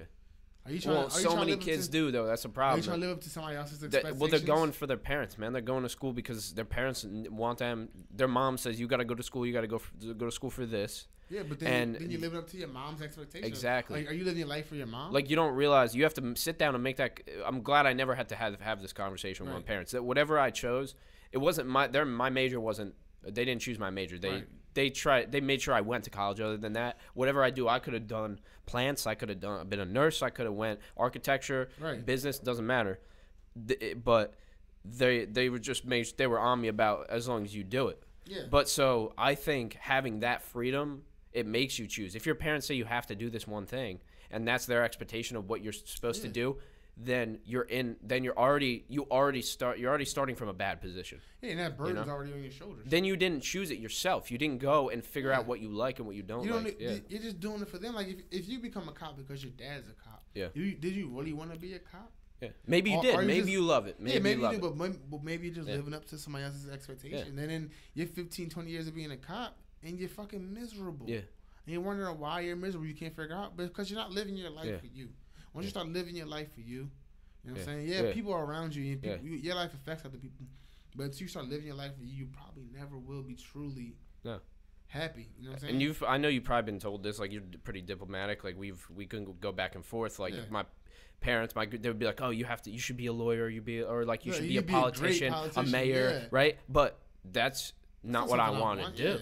So why? So I should. Why should I? That's because you think I should. Yeah, but it's not me. People get caught up in that. So why? Yeah. No. I'm good at basketball, so I should play basketball.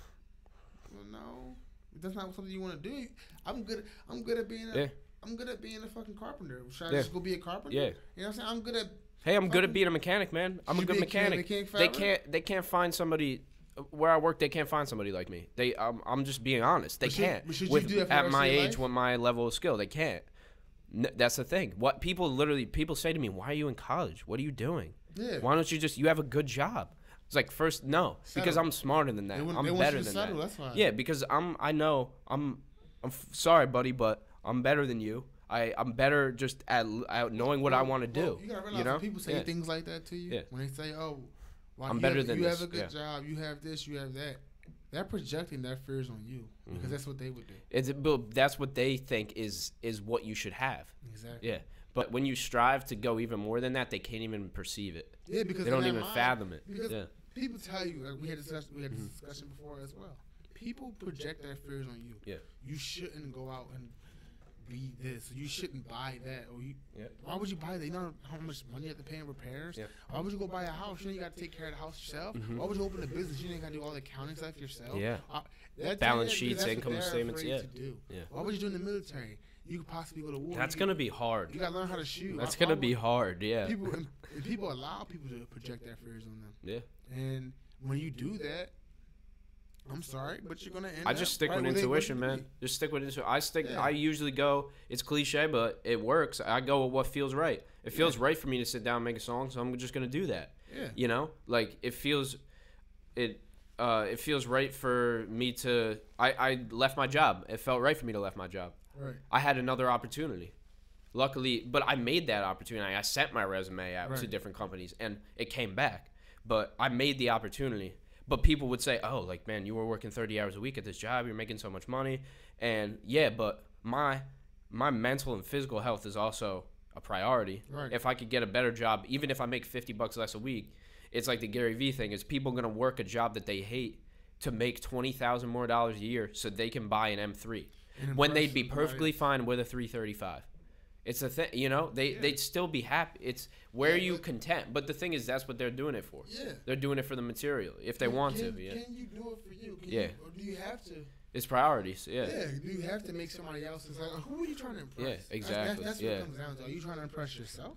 Or are you trying to impress some guy or some girl? Or somebody else that has no effect on your life for a long time. You know what I'm saying? Yeah. People do things that, like, oh, I want to buy these shoes. Why? I want to buy a belt. Why? Yeah. Why? No, it's status, man. You have a belt already. Yeah. Status. Why do you need a different belt? Oh, this is Gucci. People are going to see it. People are going to see it. So you're living for people, not yourself. Mm-hmm. You know what I'm saying? Yeah, but that's what it all is. That's how they show where they got. That's how that's their benchmark for them is get a Gucci belt, buy a Maserati, whatever it is, Bentley with the moon ceiling. Like that's what they want. But okay, now you got it. Okay, once you get it, now what? Now what? People seen it. Oh, they give you props. Now what? Yeah. Now what? Now now you're still you. You still feel empty. Yeah, exactly. You got that acceptance. You got that.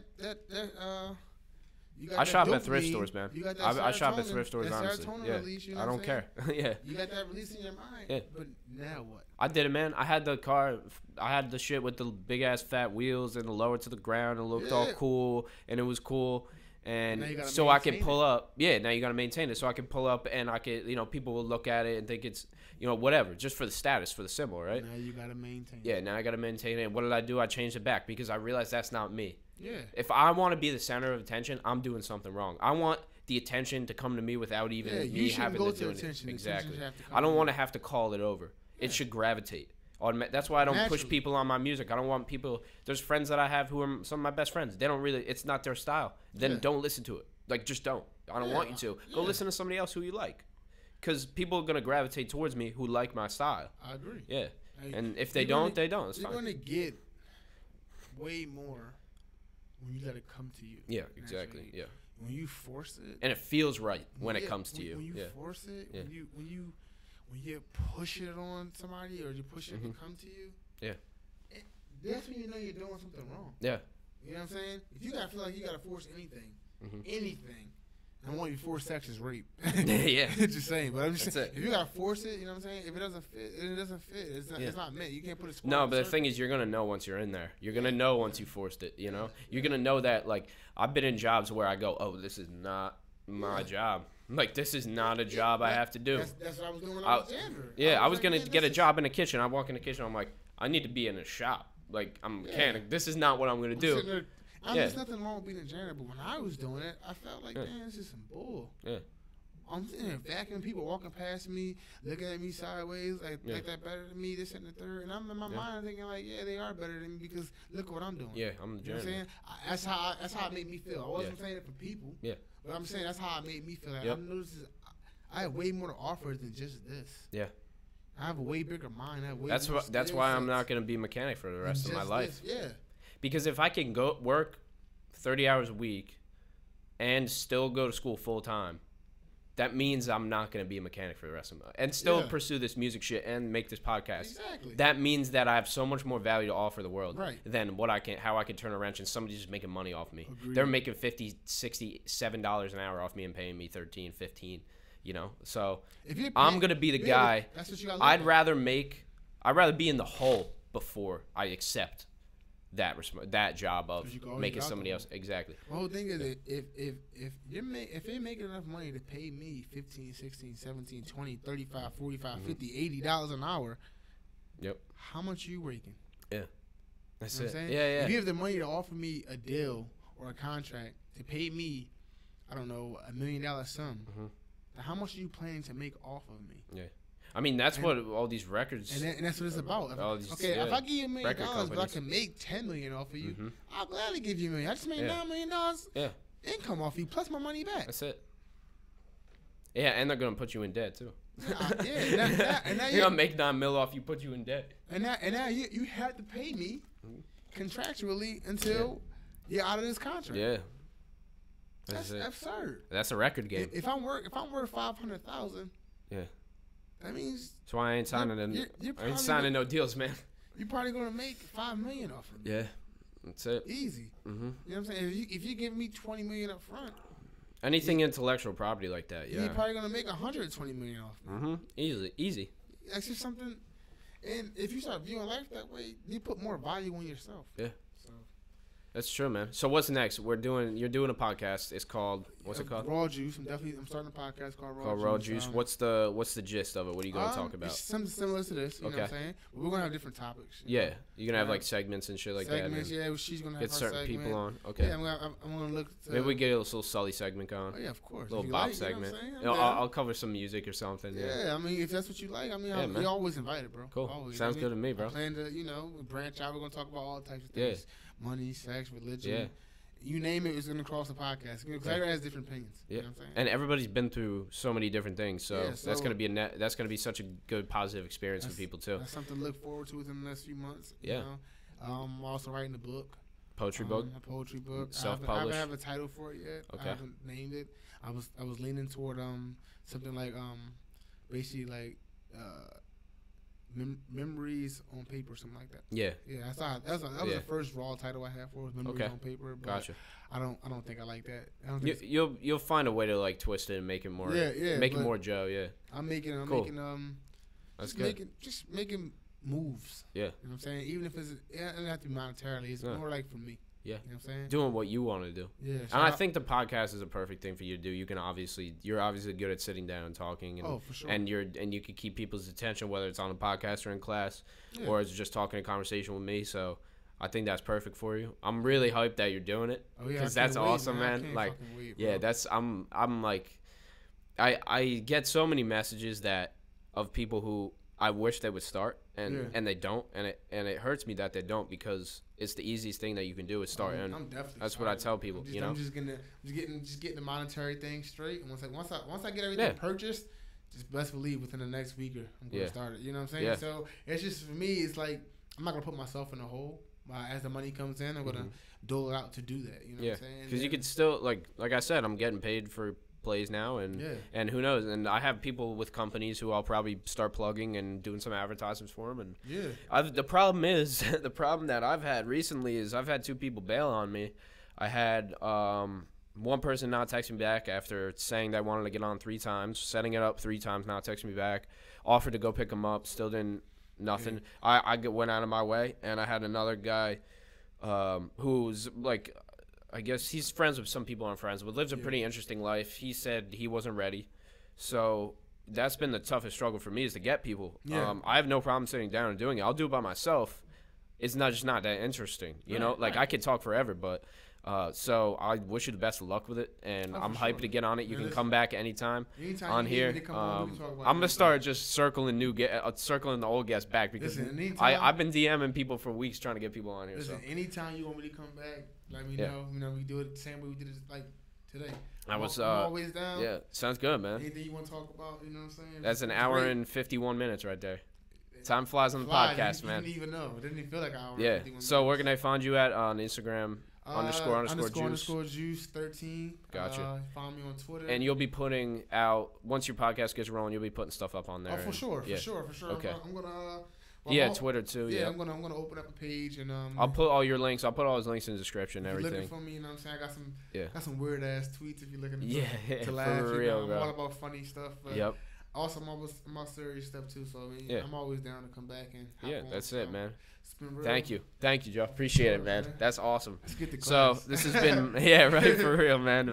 We have a class at 12:30. This is BopCast episode 2. You can find me on Anchor app, Spotify, iTunes, Apple Music for the music, everywhere that podcasts are shown. Next guest is undetermined at this point. We're trying to get some people on there. So subscribe.